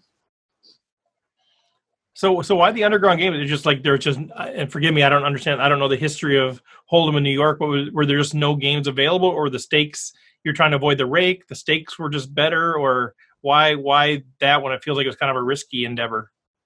Yeah, well, they get players that you don't see in casinos unless, I would play regularly with huge whales where in casinos you don't, the casinos are so infested with regs and pros, but these underground games, there really aren't many. There's hardly any pros in the underground games. So you're at a table, in a casino, you're at a table with five sharks or 4 sharks and the rest fish. In New York, there's 1 shark, 2 sharks at the table. So, and the games play bigger, and it's just a different atmosphere. They spoil you there. If whatever, a lot of the games I've played in Manhattan, anything that you wanted, if you wanted steak and lobster, they would go out and get it for you. It was, yeah. So did you have to try to pretend like you weren't a pro, or was there some acting going on? No, they all knew. Okay. Me. Okay. Yeah, I've been voted out of a couple games. That hurt. Actually, well, there's honor. Yeah, there was a game. I'm not going to name names, but I'm sure you know this person. He's a professional NBA player, and I was invited to play in this game with him in the city, and it was a huge game. And he and I were super cool. We had a secret handshake, like he loved me. And then he tried to come on to me and I wouldn't. And then he voted me out of the game. And of course, the game runners catered to him. And he said, I don't want to play with Lexy anymore. That was after I lost the biggest pot of my life to him. And he said, and I got coolered. It was ace, jack, 4. We got it all in. I had top set of aces. He had set of jacks. Oh, no. Yeah. And he said, I'm glad you got effed in that hand. Ow. Yeah. Wow. And then I got voted out. The games because you were too good. No, because I wouldn't go out with him. Okay, that's a terrible reason then. Yeah, he's not a very nice person. No. Oh, that sucks. But that kind of stuff doesn't happen in casinos. You don't have to worry about that. Is that true? I mean, as far as being voted out of a game, but maybe get back to the women in poker thing. Do you feel like you have to put up with a lot in the casinos, or is it, in the circles that you're running in, it's pretty good? Honestly, I think since I started dating Bob, and he's always with me at any tournament or anywhere we go, I've noticed that it's been happening less. Okay. I've been, maybe it's that I'm playing more on the West Coast and the people are really nice here, and New Yorkers are kind of not so nice. So Yeah. I don't know what it is, but. And I just bring that up because I know that that's an issue for at least some of the women that'll talk to me that are recreational players. They maybe don't go public, but they talk to me about, because I'm always asking, what can we do to improve the game? And they're like, just get rid of the slime balls at the casinos. And maybe that's because, and it's not everywhere, of course, but, in some of the lower stake tournaments, maybe that's where the issue is, the $50 tournaments. But that is one of the concerns that I've heard that's keeping some women away from the game is that. So that's why I was kind of curious what your take was. Yeah, I do notice that at the higher stakes games, the players are a little more respectful. And, I mean, okay. Of course, men are crude at the table, women are crude at the table. And poker, I always say poker can bring out the worst in people. And, it causes people to say things that they normally wouldn't say in other situations. So, yeah. I don't know. But, so or go ahead. Go ahead. I've got a shove and another shove in front of me here, and I got a decision here. That's Talk me. amongst Take yourselves. both Canadians, Steve. Well, I would have preferred it was the McVean shove before the Patty shove, frankly. Then I could think Patty is just sort of isolating here. But I don't know about the McVean shove. Just so you know, I'm in sixth place out of 8, and I didn't get the add-on, so I'm headed to first place. You know what? I have a feeling you're 8-8. I'm gonna do it time without the extra chips. I was in Chad. second, and I've gone way down. Thank you. I'm the chip leader somehow. I don't even know how that happened. I think I got How lucky. did that happen? We've been distracted by Lexy. I've got it in God mode. I can see all your hands. Fortunately, it's almost my bedtime, so yeah. Focus. Was Chris Moneymaker on yet? No, he's coming on in about 25 minutes or so. Oh, cool. Yeah, no, that'll be super cool. And I've not met him, not chatted with him. We're working with his agent to get him on the podcast. So we've been trying to get some wheels in motion, but I've not met with him or chatted with him. So it'll be super fun too. He's fun. He's goes to their events, our events. Oh, the CSOP? Is that what you said? Yeah. Oh, good. Okay. Yeah, it's funny how many people I've talked to, whether it's interviews or whatever, they just, because I've heard about the moneymaker effect. And of course, you look at the numbers, you're like, oh, whatever. But then as I talk to the people one-on-one, so many people, when did you start playing poker? Oh, moneymaker. Yeah. Wow, this is really a legitimate thing. Yeah, yeah. So it's like a time period, the moneymaker period. Yeah, no, it really is. I was like, wow, I couldn't believe how many people would answer that question just right. They had it. It was when I saw Chris Moneymaker win the title. Oh, Case Queen, let's go. God, I needed that in the other game. Boom. JB got screwed. Not the first time.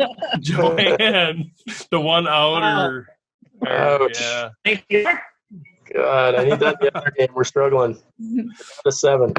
So Lexy, kind of as we close off, I'm curious. Obviously we're a bunch of recreational players, and I asked this of Maria too, and I'm curious your thought. What's your take on what we can do as recreational players? How can we improve the game? How can we kind of keep momentum going on Hold'em? How can we build momentum? What are your thoughts on that? Because we play it just for fun ourselves, but a lot of us have a vested interest. We want to see the game grow. We want to see it more reputable. We want, people to not see poker players as degenerates or whatever it is. We want to make it as mainstream as possible and grow the game. Like, do you have any thoughts on what can we do to usher that along? Start YouTube channels. No, I think that the more it's out there on the internet, the more people will get into it. And it's not really a spectator sport, so it's kind of tough, but just go out and spread the poker love. You asked me that question when we were talking about the women in poker, how to get more women involved, and it's a tough question. I mean, I think like Tiffany said, it's going to happen organically. I think people are going to become more interested in it, especially girls, as as women start to do better in poker. I think more women are going to start playing, hopefully. So yeah. So what's on the docket for you? So you said you got the training site coming out, or it's live, but you're going to start promoting it. You got the YouTube channel. Anything else that we should know about that's coming our way? That's those two things really. That's it. And That's private coaching. it. That's it. That's it. That's all you're doing is launching a site and a YouTube channel and private coaching. Yeah, I mean, once poker gets going again, I'll start traveling again. With the circuits, and yeah, just really enjoying life right now. I've been, I'm up in Northern California, so there's amazing hiking. So I've just been. This is the longest I've ever gone without traveling or playing poker. So it's like, and I'm really meaning like 11 years. This is the one time I've been in one place for this long. So I'm just trying to take some me time and work on this, the YouTube channel and the business, and see what Love happens. it. Well, any other questions for Lexy? Just quickly, I won't keep you. I mentioned this to you on Twitter, the high stakes poker hand, talking about overpairs. And it's not really a question. I just wanted to share this with you in case you haven't seen it in a while. It's amazing. So the hands between Corey Zeidman and Amnon Philippi. Remember those guys? So Amnon, they're playing 3 and 600. Amnon raises to 2K under the gun +1. Okay. Eliezer flats in cutoff. And in the big blind, Corey just flats with 2 queens. Board comes 9-5-3, 2 spades, and Corey leads out for double pot. There's 7K in the pot, and he throws 14,000 out there. What? Here's the best part. Amnon has flopped a set of 9s. Oh my. He's flopped top set. And he goes into this horrible acting job, and he's humming and on. He's like, oh, what do I do? My God. And then he raises. Of course he raises. So he makes it 40K, and Ellie mucks his hand. And then Corey goes into the tank, like fake tanking, thinking he's good. He's like, oh, I know I'm good. You probably got some dumb flush draw, so I don't know. All right, I'm all in. And it's just the worst played over I've ever seen in my life. And that sounds horrible. it was unbelievably bad. And the fact that I watched that, like the day after I watched your course on it on poker coaching, just made me howl. How not to play over pairs. Exactly. It's amazing. So yeah, no, I don't get the lead. I don't get the shove. It's awful. Poker 15 years ago was a whole different world, but seriously, I don't remember being that bad. It was easy. It's hard now. So thanks for listening to that little anecdote. In case you haven't seen it in a while. All right. Well, thank you all so much for having me on. Thanks for jumping in here, man. That was super fun. Yeah, thank you. Thank you. That was fun. Thanks. Thanks, see you, Lexy. Take care. Bye. We're all distracted by that last hand. I'm like, what? Like Mark would have flopped a set of 10s and lost. Mark, it looked like a really bad fold to the river. It's ace king. I always lose to ace king. And you had 10s there, right? Would have flopped a set and then lost? Yeah. Yeah. Mike, are you still live? I'm still live. There's 7 left, and I'm 4th. So we're on the bubble. Nice. I'm on the bubble, but everybody's pretty short. Jamie Kerstetter hit a 1-outer to survive, and now she's second in chips. Not on me, fortunately. And how many go? So you said 3 go on? Yeah, top 3 go on. So. Oh yeah, I kind of missed it. So top 3. So they just end the tournament then? It's like a satellite. Yeah, pretty much. So top 3 get a seat in a. They haven't even said what the prize is. It's a $550 value tournament in Vegas, played at the Poker Go studio. So nice. Okay, cool. Nice. So if they're doing that at the end of the year, then awesome. So is it going to be a one-table tournament, Mike, or a few different? I think it's going to be like 40 or 50 people, from what it sounds like. So yeah. So it's I've been to the Poker Go studio a couple of times. It's awesome. Chad's been there too. It's amazing. Like I used to work at TSN, which is Canada's ESPN, and our studios there were not as good as the Poker Go studio. The Poker Go main studio and all the lighting and stuff they can do in that room is as good, if not better, than a lot of TV stations. It's really, really cool what they've got going on there. Were you there as a player, or were you there doing? No, I was just there. Visiting friends. Spectator. Yeah, Remco Rickham was a friend of mine actually, so I was just there to hang out with him and catch an event that was going on there. Beats are hot. How many of them do you have, Kelly? I only have one. You see, I have two, but they're on the Go board. ahead. Put some chips in there. I don't have the quad eights like I did before. I wanted my pocket eights like I had earlier. No, why so much? Keeping it cheap. It's too much for me. I'll have Patty and gloves take you down. Look. When I put my money in there, everybody just fold, please. You got too much. You have a lot of fold equity now. Yeah, that was a rough one, JB, the ace queen. I know. That's why I don't like raising with ace queen and ace jack pre-flop. Was that McVean that did that to you? Who did that to you? Patty. Mike. Was it Patty? Like that with that little queen on the river. Just the old one. Yeah. Yeah. Hey, we'll all give you some Kleenex there. Hey.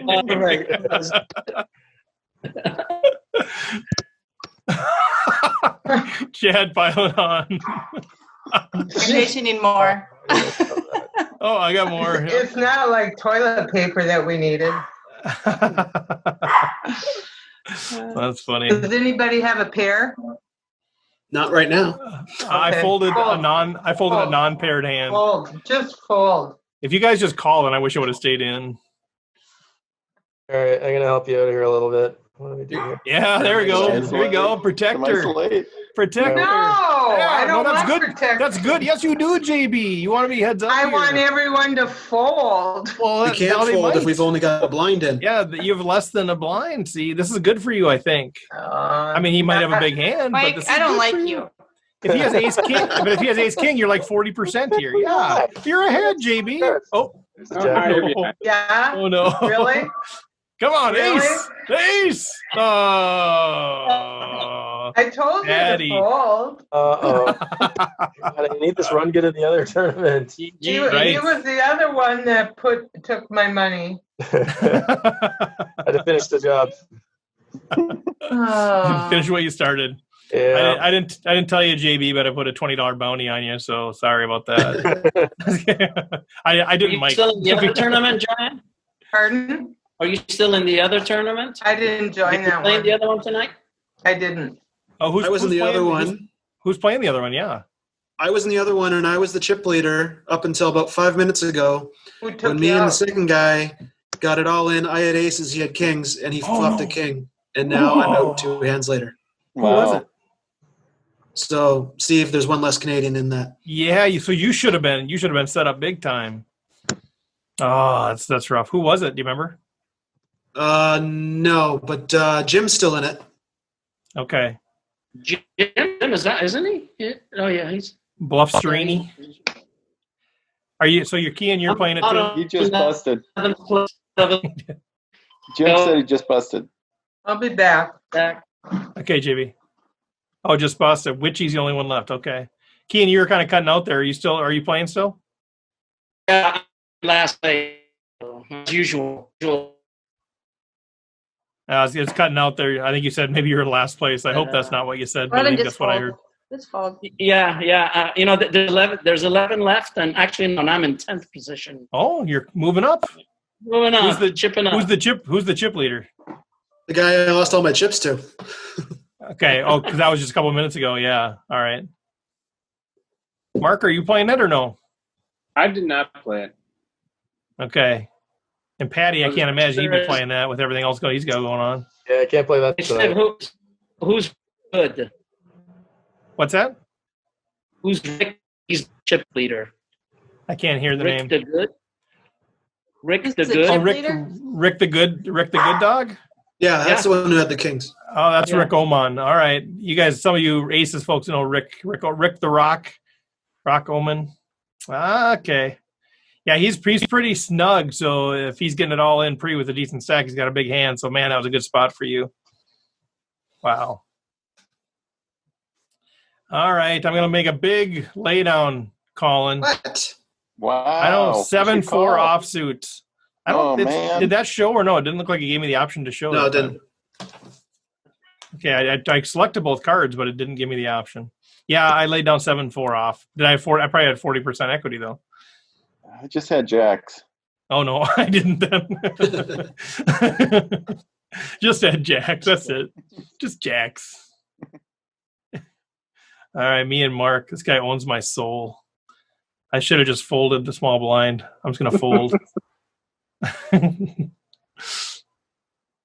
Very rare that I beat you in a pot, Mark. It feels like, but it does feel like you're always on my left. I don't know what that is, but it just feels that way.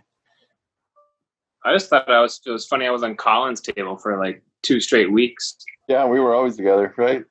Oh, is that right? Yeah. It's funny how that works out. Where it just seems like it was me and who's the guy? Power Cookies. I think for like the first couple of weeks that we played, I was like, and now I haven't seen him for a while, but like he was always at my table like crazy. I think he's the one I beat when I won first. Is that right? I can't remember, but I think yeah. so. He's a good player, aggressive player, but a very good player. Dan, you got an 8? Look at me. Go there. Quit looking off to the side. There it is. He's gonna put sunglasses on. Show the bluff. He's like, yeah. He's like, Oh, I had one of those. He maybe had art. He's like, I don't have an 8, but the key is you don't either. So tough to call. All right, we'll give him the fireworks. There you go. Speaking of that, what does everybody think of these goofy things? It's another one. It's kind of fun. I mean, right? Hey, I still use the old interface. I don't like the new stuff. I don't like the new interfaces. On the old one, you can put your own backgrounds on. So I've got like my Aria background right now. I've got one for that. I've got a Bellagio. I've got a bunch of just poker room backgrounds that I build on the outside of the table, so it looks like a virtual version. Let's win a flip. Here, race. Oh, geez, McBean. Race is over. Okay. And they say there's always a sweat. Okay. Always a sweat. Yeah. Just dead. Just making up for the aces you lost there, Chad, from the last one. Yeah. Yeah, here you go. Yeah, but that would have gotten me another pin and definitely made Steve sing. Yeah, that's a little asterisky right now, but that was the table talk at that hand too. Oh, is that right? People were asking if you had to sing, and we said there's an asterisk, so we were going to just try and take it down so it doesn't matter. That's fun. Had too many close spots in the other game. Like 9 bigs, am I shoving ace deuce off from the hijack? Sure. How many people are left? 7. AC Deucey always wins. Still 7. I like AC Tenny right now better, so let's stuff that in and see what happens. All right, let's 9 bigs with ace 10. Here we go. And it gets through. Are you the low stack, or where are you? I'm the short stack. Actually, I'm second shortest stack, but it's all really, really tight. Like chip leader, I think, has got 22 bigs. So okay. And we're shoving ace jack right now, and it is. Let's go, Patty. Come on, Patty. Through big blind tanks and folds. Cool. All right, I've now 4th in chips after a couple of shoves. Let's go. All right. What's going on here? Do I call Come on, off 9. 6 bigs with king 9? No. 9. There goes Kelly. The upside down. Kelly. Good attempt Come at on, coming Mr. back. Chips now. Yeah, I know. Without the ad on that stuff, a good comeback. Oh, wow. Oh, wow. You're not going to win $1 million tonight. There's muck. My computer set up that I just auto shove Steve's big blind. I know it does seem that way. Maybe McVean has a hand. You save me. He must have a decision here. No. It's all your Steve. Online poker with live tells. Oh, come on. Nobody. I'm going to call pretty wide there, but I did not have a hand I could call. I was trying to show my 4, but I don't think it showed. I was trying to justify calling with 5 high. It didn't work. Oh, that would have been awesome. 5s are good to you. It's true. That's why I was thinking about it. But talk wasn't yourself into it. There it is. Oh, Jackson. Oh, no, please. Another one? Patty. It's coming. Needs It's a coming. jink. Oh. You got me. Oh, Patty, I'm so sorry. Oh, You can focus on that global poker. Yeah, take it down. That one's a little more important. We're down to 6 now, so. You got to make what, Nice. top 3? Top 3. Oh, Jamie Kerstetter just hit a 2 out. Holy crap, she's really good. What happened? Jamie Kerstetter hit a 1-outer stay alive, and she just hit a 2-outer to friggin' take the chip lead. Rigged. Yeah. Rigged. Like. Oh, didn't somebody else tonight get a 1-outer? Oh yeah. Hi. Hey, Patty, do you have any connection to Jamie or no? No. I haven't met Jamie. Let me show. I'd love to get her on the show too. I think she'd be fantastic. Sadly, I do not. Just ask her. Yeah. Yeah. Well, I think all of those folks I do on like Twitter. I reach out to more folks than you realize. Just on the offshoot that somebody says yes, but I think it's been a while since I followed up with her. Who is it? Jamie Kerstetter. It'll give her a chance to promote her podcast because she's got one with Marley Cordero. Mm-hmm. Okay. She'd be great on it. She was doing one with Chad, wasn't she? Yeah, that got canceled when Poker News basically canceled all of their podcasts except for their main one. Yeah, okay. They canceled Poker News Canada. Yeah. I was doing some writing for them, and then like 3 Really? articles in, they wiped it out. Yeah. Yeah, we can't do it with you. Like, oh, great. So have all of you been to the World Series of Poker before? Yeah, Everyone? Yeah. Everyone but me? Way back in I haven't. 2005. You haven't? No. We're going next time? Are we?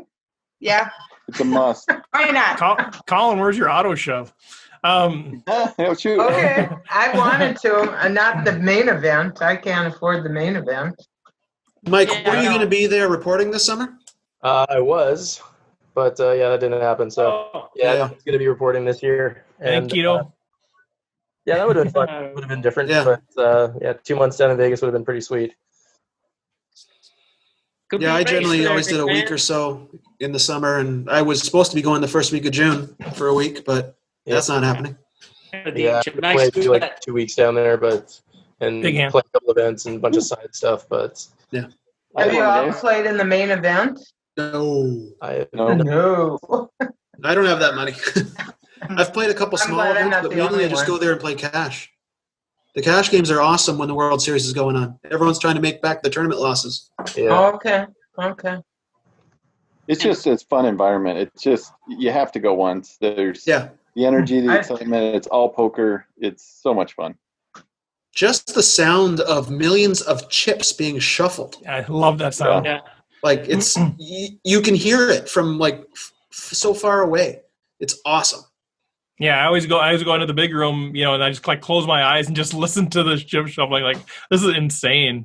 Yeah, I'd never been to Vegas at all until like 3 years ago. I went to the World Series, and just like, I've got to go every year. It was so much fun. So now we always have a small group of people that go. And we're kind of building that, and it'd be fun to do like a RecPoker thing or whatever. But it's so much fun. Just loved it. Yeah, I railed you last year, Steve, when you were playing at the table with Jennifer I know. Tilly. That was so fun. I'm like, oh my God, there's Chad McVean, because we never met in person. That was super fun. Yeah. Yeah, you never know who you get to play with. Yeah, I was playing with Jennifer Tilly. Yeah. Who said she'd come on the show and then never got back to me. So And we'll still work on Maria, her. and that's how you met Maria. And that's how I met Maria too, at a different tournament. But yeah, when she shoved on my big blind, and I said, Yeah. if I fold, will you come on the podcast? And she said yes, which means I should have snap called. No, we appreciated her appearance. Yeah, right. It was worth it. It would have been really worth it if I had like do 7 and I was like angling her, but. So in 05, I was in the main event and I satellited in, and I had David Shue at my table. It's kind of intimidating when you get a pro and you can't read them worth a damn. There's no way you know what the heck they're holding. Yeah. And just how they think about their hand, how they go through the whole process, and of course back then it's nowhere near as advanced as it is these days with how everybody studies for it. But it was very eye-opening to be in that environment. I almost made it through day 1, but I fell in love with my pocket 10s and ran into kings. Yeah, but the sick thing is I turned a set and the freaking pocket kings rivered a straight. It was so painful to go through the high of, oh, you're going to win a nice pot, to boom, being out.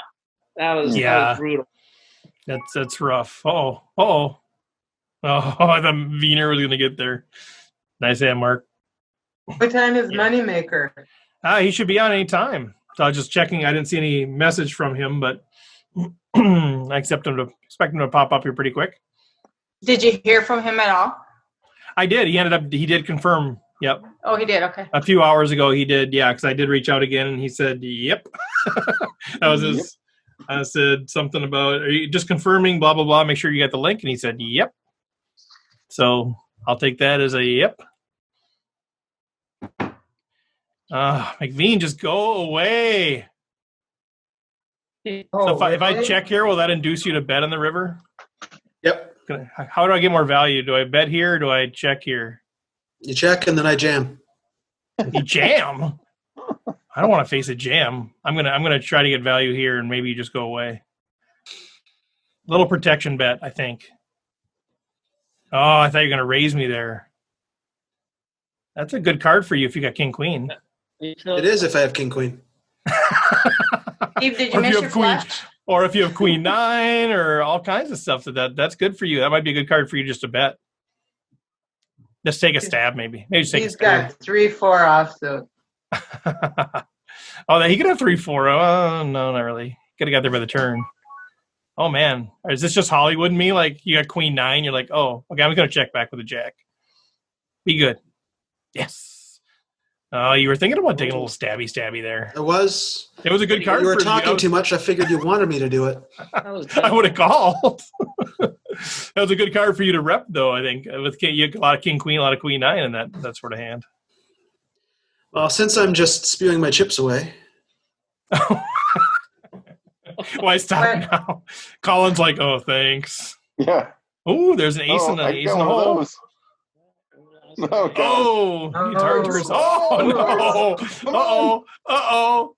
Bring it. Oh, 6 comes. Gross. Oh, no, it's a heart, though. It's a 9, but it's a heart. Oh, no. Of course it is. The wrong 9. So much. Never happens for me. That's a poker stars run out.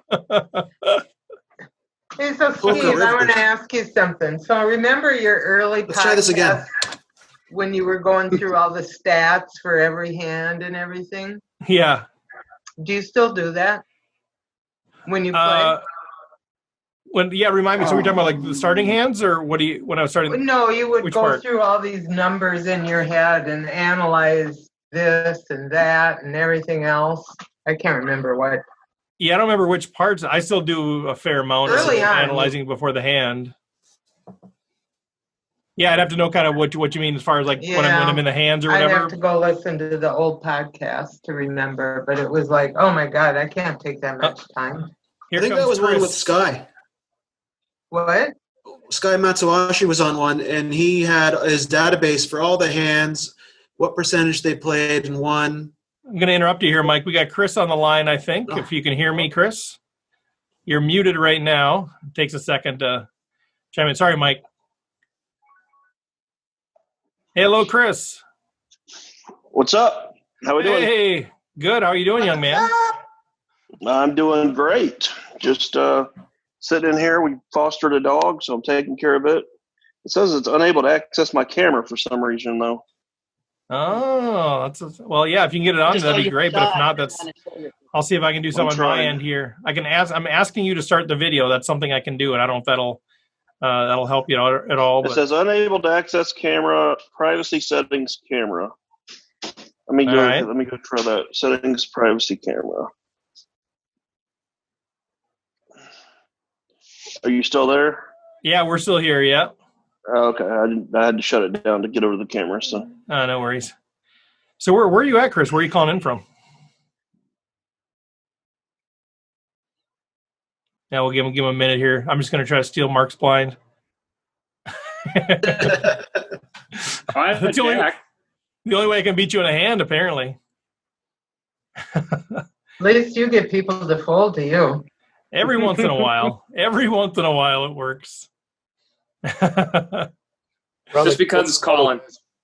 Just because it's calling? Nice. Dumping on him. Nice. I have a call behind, but I'm going to fold. What do you have? Chris, are you still on the line? Can you still hear us? Just so I don't work through the camera. Uh-oh. Yeah, we'll give him he might be resetting something. Oh, he's back in. Hold on. I'm promoting you to panelist, Chris, right now. We're trying something else here. Check, 1, 2. There you go. There he is. Hey, there he is. Hey. That guy looks familiar. How's everybody doing? Real good. Thanks for jumping on here. During the quarantine time. Yeah, no problem. Yeah. How's everybody doing? We're good, man. How are you guys doing? Good. Living the dream. Just sitting here outside of Memphis, Tennessee in quarantine. Been here for 60 days. Oh, wow. Yep. We've left the house maybe 5 times. Yeah. Not really. Chris, are you in bed? Try to do. We have to go on runs every once in a while, but yeah, the new normal for now. That's kind of personal. It looks like, Chris, are you in bed? It looks like you're in bed. Yep. You just hanging out, man. I am in bed. We fostered a dog, so I came in here where the quiet room is. All the kids and wife are in the living room watching TV. So I said I'm going to go in the bedroom with the dog and sit in here with him. We have to keep it separate from all the other dogs. Where's the what kind of dog? Shelly, come here. Where's Shosho?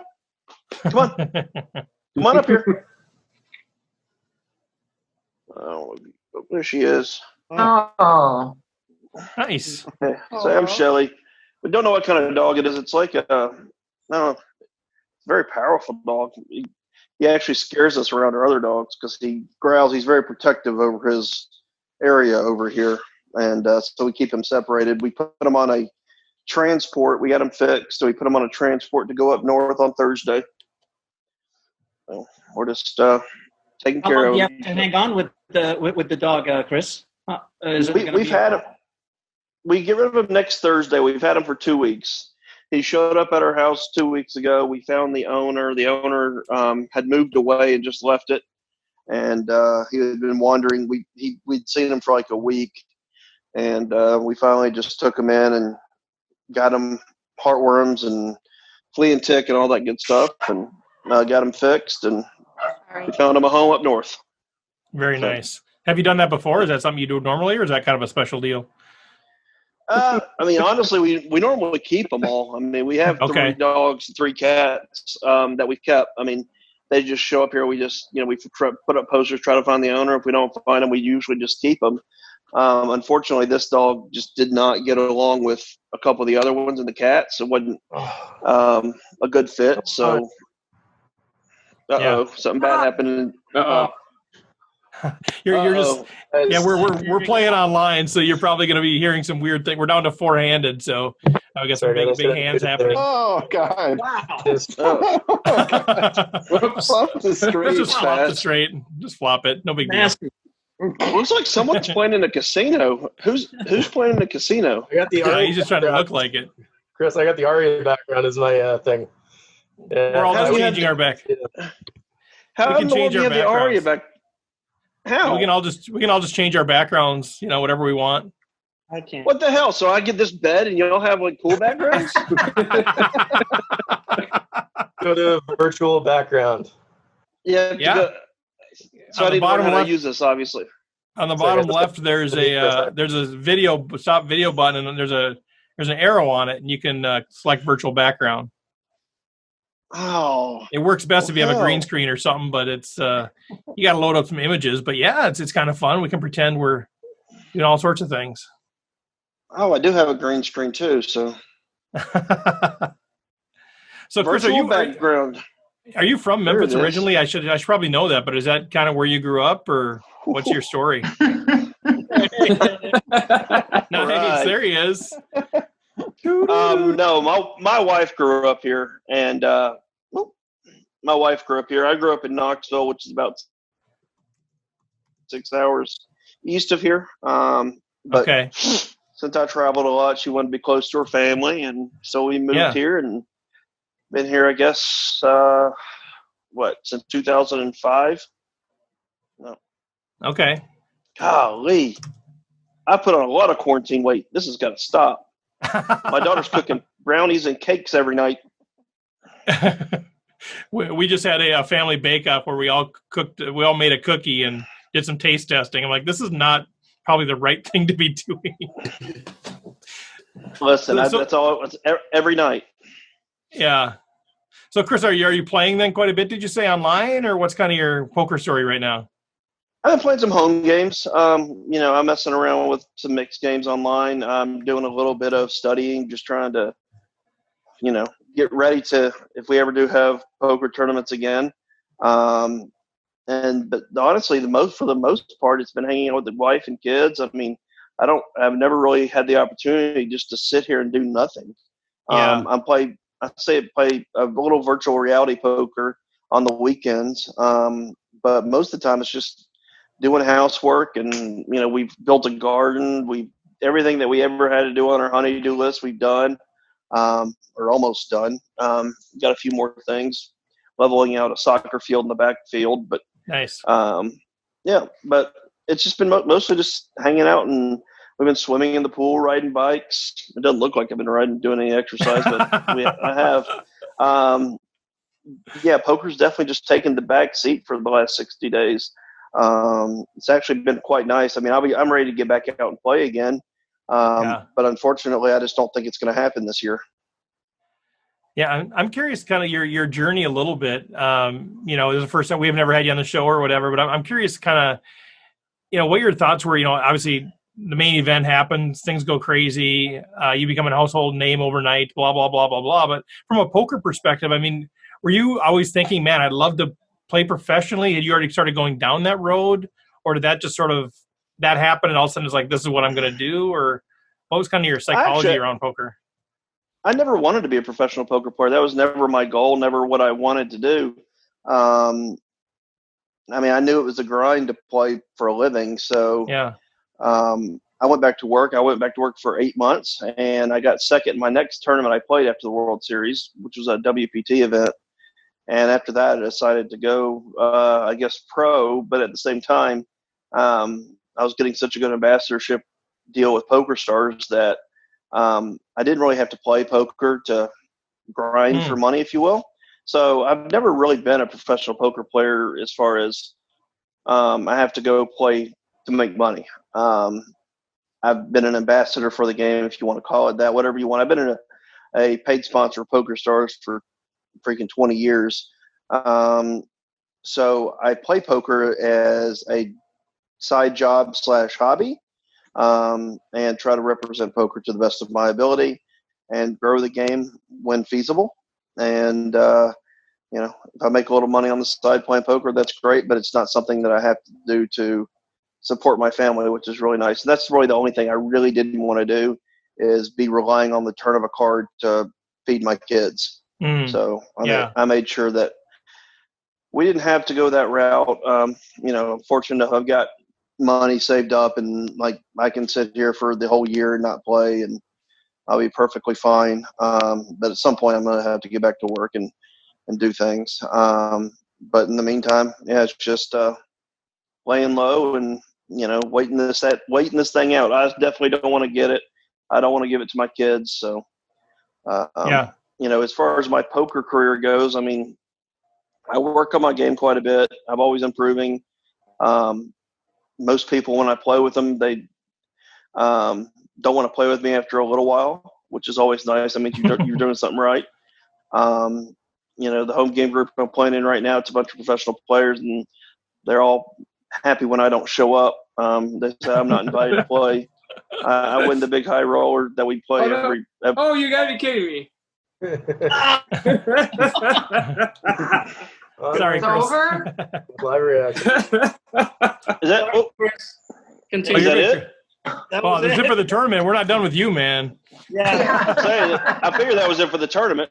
Yeah. I figured that was it for the tournament. So, anyways, it's been a fun journey. It's something I do enjoy, like getting on and playing the Poker Stars VR. It's a fun, it's a really fun thing to do 1 time a week, 2 times a week. Trying to expand that role and do it more, just trying to find the right way to do it. I also play on PokerStars.net some, playing home games some. So I haven't completely not played poker. I played some, just definitely not like I was. I was on the road an insane amount of times, going around doing appearances at tournaments, doing PokerStars events and things of that nature. I was on the road probably half the year. And so being home for 60 days has been a huge adjustment. Yeah. But it's actually gone a lot better than what I ever thought. Nice. We'll go to San Francisco. There you go. So what do you one of the things that that I talk to so many people through the podcast and stuff, and how did you start playing poker? What's your origination story? And so many people, I mean, say Moneymaker, and it's so interesting to me because obviously I know the numbers, I know the story, but it just became so real as I talk to people. Are like, yeah, when I saw Moneymaker win his thing, and I'm curious, like, what that for you, does that do anything, or is it just like somebody had to win it and it happened to me, or is it, do you have a sense of pride in that, or like what's sort of your reaction when you hear that all of these people are playing poker because they saw you win this tournament? Honestly, for the longest time, I really was under the impression right guy, right place, right time. Someone, like you said, someone had to win it. It was eventually going to be somebody, and it was going to boom. But then over the years, I've kind of realized that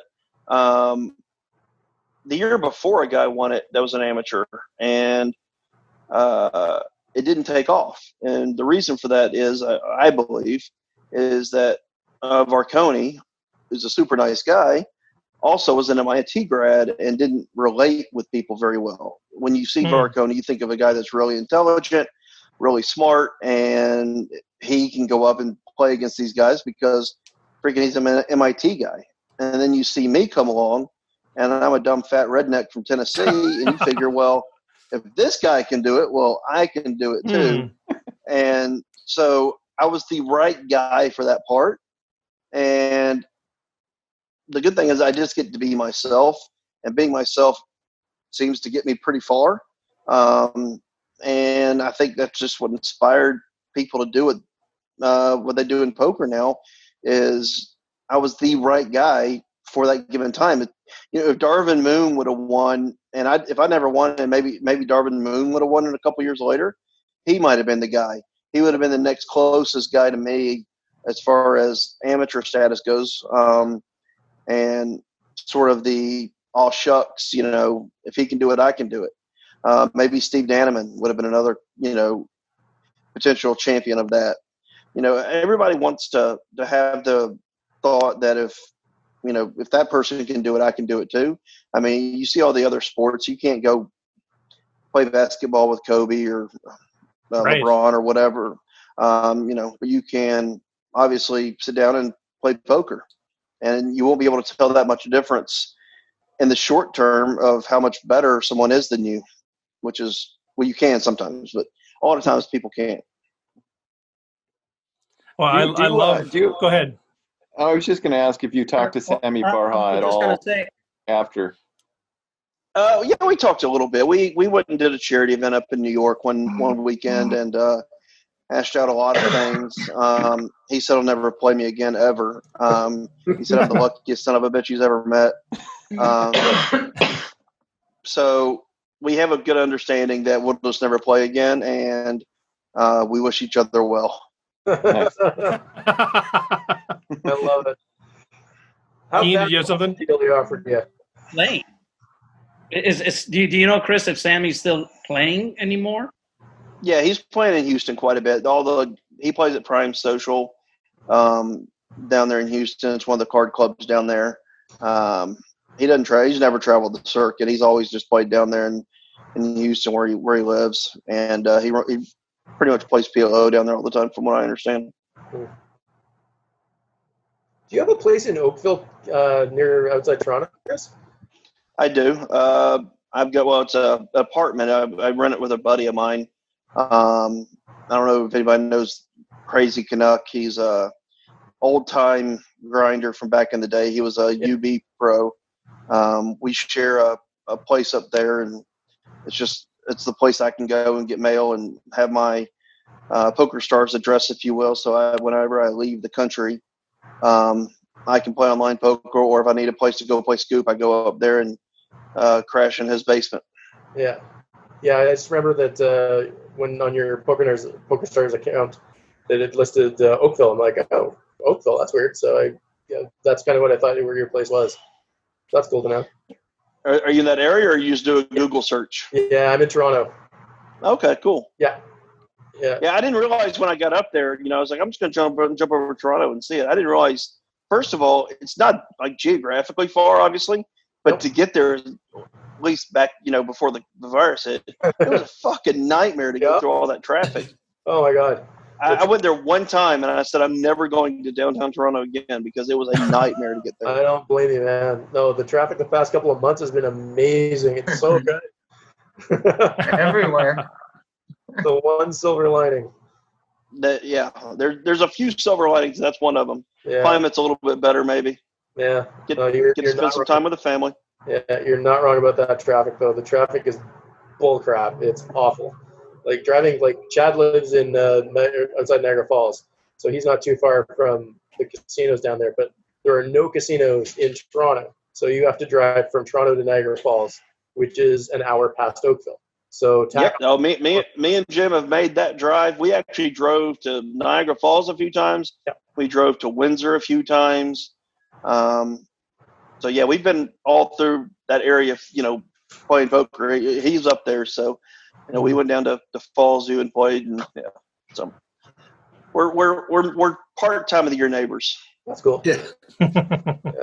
Well, actually, I think you met Jim Reed. He's one of the RecPoker guys. He was playing in a charity tournament up near Toronto. That's how I think we made an initial connection. So I was like, I didn't know that Chris was up there, and he said, yeah, he was up here for the charity tournament. So that was pretty cool. Is that something that you do a fair amount of? Is charity tournaments as part of your ambassadorship? Oh yeah, I do a ton of charity tournaments. I just generally don't tweet about them very much. I mean, that's one thing. Someone like Helmuth, he does a ton for charity, but I just don't feel like you have to tweet about them all the time. I mean, if it's not gonna, me tweeting about a charity event that's already sold out, it's not gonna benefit the charity any.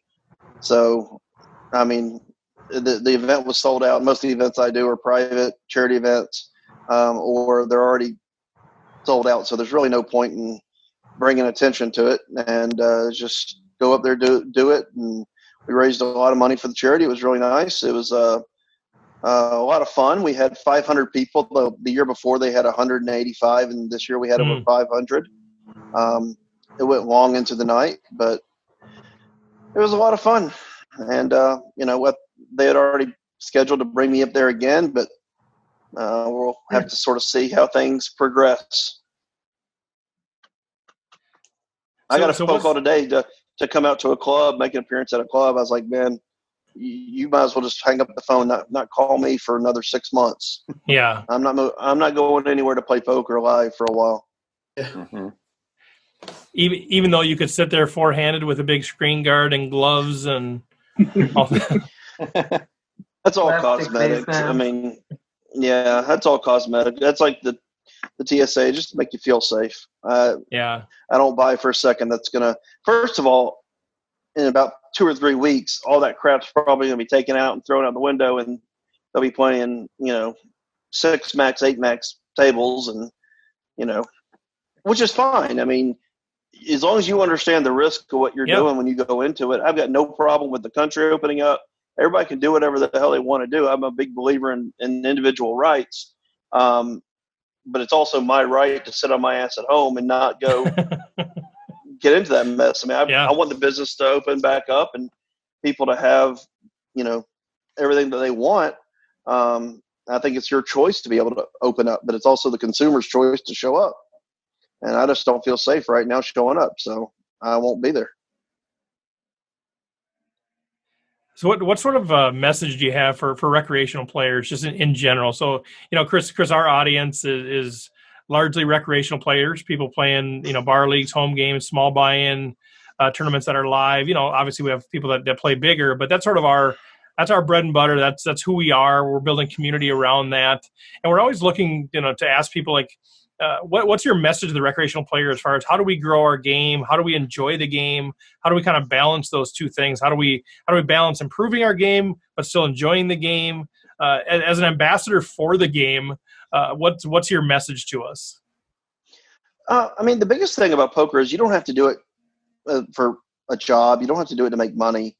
It's supposed to be fun. I mean, the reason poker blew up in 2003 was partly my responsibility, but it was also partly that the game was fun. Everybody could do it. There, everybody was depositing and playing online. Everybody had access to it, and it grew very rapidly. But we also had a lot of characters in the game. It was fun to go sit down at a poker table and engage with people and talk shit and make fun of people and have people make fun of you. And I mean, that's what I did for years and loved every minute of it. And over the years, we've gotten away from that and been more, grinders, making money.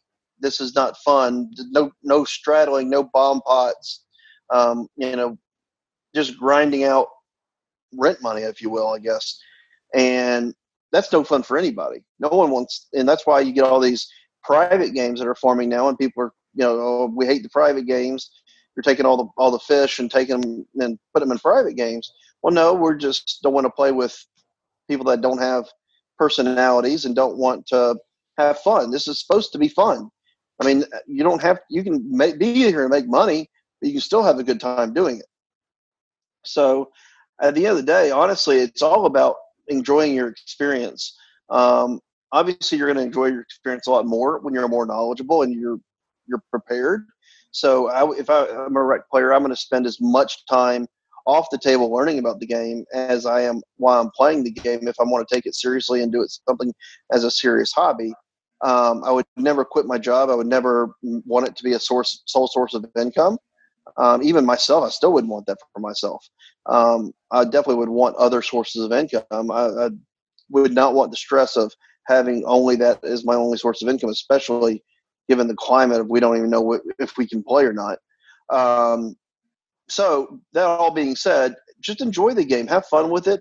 When you're at the table, socialize with people, have a good time, tell jokes, make fun of people, get made fun of. I mean, that's what you're there for. It's not, it's an escape from your everyday, life, if you will. It's supposed to be where you're having fun. See, Chad, you heard it now. So Chris Moneymaker just told me that I could make fun of you. So go right ahead. Go right ahead. I could already tell Chad's the guy you make fun of in the group. He's already the guy. I just from Twitter, I was already going to make fun of Chad. I mean, I figured Chad was probably the worst player in the group. Chad didn't win the tournament, by the way, did he? I wasn't out first. Yeah. Well, I would say this time. Congratulations. I would say I'm from Minnesota, so if I actually meant that, I wouldn't say it. So I picked on the guy who I have the most respect for because that's how Minnesotans roll. Honestly, I've got a pretty good knack at figuring out who to pick on. So I knew right away I could pick on Chad even before I came on the call just based on his Twitter feed. And when I sit down at a table, it's one of the skills I have. I can pretty much know who to pick on and who will fight back. I mean, and who I kind of be respectful and yes sir, and they're not the jokesters are not ones that, are there for the entertainment. They're there to either make money, or they're a little bit more introverted, or they don't like the deprecating humor that I have. So I just kind of lay off them and let them be. Yeah. Well, if you're a poker player and you're not following Chad McVean, you should be, because he puts out great stuff. So I'll just put that plug in for Chad. Sorry, I cut somebody off there. Yeah. Chad, I don't know if you want me to follow you or not. I'm a bad fucking troll, I'll tell you. I'm on Twitter. Go ahead. I might make you cry. Bring it on. I think I've made Joe Stapleton cry and Sproggy both at least 3 or 4 times. So does anybody else have a question? I always have a million questions. So I got to try to rein myself. Anybody else have any questions for Chris? Yeah, we're almost out of time here. So the question I have is, so after you won the main event, obviously you got life-changing money, or bankroll-changing money, however you want to look at it. How did you, I've read your book, and I know that you used to sports bet a lot, and I wonder how your bankroll management changed after you won the main event, and how responsible you were, like, just for a recreational player. If you come into a bankroll changing score, what your advice is. I mean, obviously you still have to be responsible with your bankroll, but how big a shot would you recommend kind of taking if you come into a decent size score? Well, let's put it this way. After I won the main event, I got a divorce. And so basically about a year later, I was pretty much flat broke. So all my money was gone. I basically gave her all the money, and I just kept my endorsements and sponsorship deals. So it was pretty easy to go back and play the stakes that I was playing before, because I was broke really fast. Over the years, that's built up, and I've been doing quite well. But the one thing that I will say is, it came kind of with age, and came kind of with not drinking as much. I used to drink super heavily all the time, where now I just don't drink anymore. I don't know. I think it just comes with age. I just come more responsible, and I value things differently. So when you have kids and you have other responsibilities, when it was just me, I didn't care if I had money. I could always go bum food from a friend or whatever, and I'd rather place money on the Giants or Jets to win the game.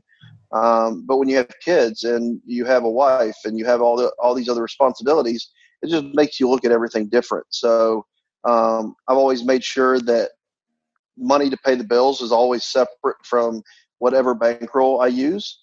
And whatever bankroll I use, whenever I pull money out of that bankroll and put it into the home bankroll, it never comes back out. And we sort of segregated it that way to make it easy. So I have my own bankroll. And if that bankroll were to go broke, I don't get to play poker. So it's a good way to make sure that you manage that bankroll. And I used to bet $1,000, $2,000 a game in sports when I had a zero bankroll or $40,000 a year job. And now I'm doing quite well. And I might bet $100 to $300 a game, sometimes $500 a game every once in a blue moon on a good UFC fight. That's what I like to bet on now, is UFC fights. And that's pretty much the extent of my sports, is, picking a couple fights throughout the night and betting on them. But for the most part, I don't bet on anything else, maybe the Super Bowl or some other big event. Maybe the first game back that they have that's live, definitely betting on it. I bet on the UFCs that we've had, but I can't wait to bet on something that comes on TV that's live. I mean, I was looking at the 1996 playoffs and thinking maybe I should bet on that. I don't know the outcome. I'm sure someone else doesn't either. German soccer's back. German soccer, it's back. My old Chris would. I bet on a cricket game one night with a buddy. We bet vig free. We bet on a cricket game. We didn't know anything about cricket, so we didn't know how the score worked, and it was the only thing on at 2 a.m. So we sat there, we're sweating this thing, and we continue to sweat it, and it gets to like 7 a.m., and the game's still going on. So I was like, well, listen, I got to go to bed. I wake up like 3 o'clock in the afternoon the next day, because the sports are starting that night. And I wake up at 3 o'clock in the afternoon, and the damn cricket game's still going on. It hadn't ended yet. So I call my buddy. I'm like, dude, what the hell we bet on? And I still couldn't tell you the score of the game, how it ended. The only way that I know that I won is because the team was bolded that won. I mean, other than that, I could not have told you anything about the score, how even the score was kept. So when you were watching it, did you have the team that was up like 300 runs or down 300 runs? I was up and down. I mean, how we were keeping track is I was like 1,500 favorite, and then I would drop to like a plus 900 dog, and it would just flop back and forth. And I'm like, what the hell's going on? It was just crazy. I mean, I don't know, they had rolls and runs and it's the only cricket game I ever bet on. It was my first and last, and I would never do it. The game went on for like a day. It was just insane. Well, Chris, I want to make sure. You obviously bet on cricket, which is no. I've got a friend that actually plays cricket, so I know a little bit about it. But yeah, no, it's awful to watch. Okay, Chris, I want to jump in. I want to respect your time. I know we said we'd have you till top of the hour, and I want to make sure that we respect your time. So you come on again with us sometime. But any final words for us, for the recreational players that are out there? As far as the game goes, or approaching life, or whatever it is. I mean, first of all, appreciate you jumping on here with us. I mean, we're just hanging out, and it's super awesome that you came on here, and pleasure to meet you. But yeah, any final words of wisdom or advice? I mean, as far as the game goes, just try, whenever someone new sits down the game, try your best to teach them. Be nice to them. Don't laugh at the new guy. I mean, I can't tell you how many times someone will make a bad play in the beginning and people will laugh at him. It irritates the living hell out of me. They'll pick on the bad player. How I've always viewed poker, I mean, it sounds bad when you say it, but if you view poker players this way, it makes the game better. I view everybody I play with as a customer. If I run you off, I'm not going to be able to get your money anymore. I want you to have a good experience. One of the things I've always prided myself in and wanted people to do is whenever I bust you, I want you to come up and shake my hand and say, thanks, I had a great time. Yeah. And I've had that happen to me thousands of times. If I've done that, then I've done my job. I got your money, which is goal number one. And I've also had a good experience, which is goal number two. And I think that should be everybody's goal at the poker table, is to treat people like they are your customer and want them to come back, want them to have a good experience. And if everybody did that at the poker table, we would have good experiences. We wouldn't have all these fights and little, nuances that go on. So just treat each other right. And in this day and age, be safe, be responsible, and, wear your damn mask. It's not going to hurt you. Love it. Well, Chris, seriously, thanks so much for jumping on here. It's an honor to meet you. It's a pleasure to meet you, and I wish you all the best in poker and your sponsorships and everything else you got going on there with the dog and the family. Stay safe, my friend. Nice to meet you. Thanks for having me, guys. Yep, nice to meet you guys. Yep. Thank you. Have a good night. Yep. Take care. Hey, Steve, thanks for putting that together. Yeah, thank you, Steve. Yeah, that was fun, right? It was fun. Yeah, blast.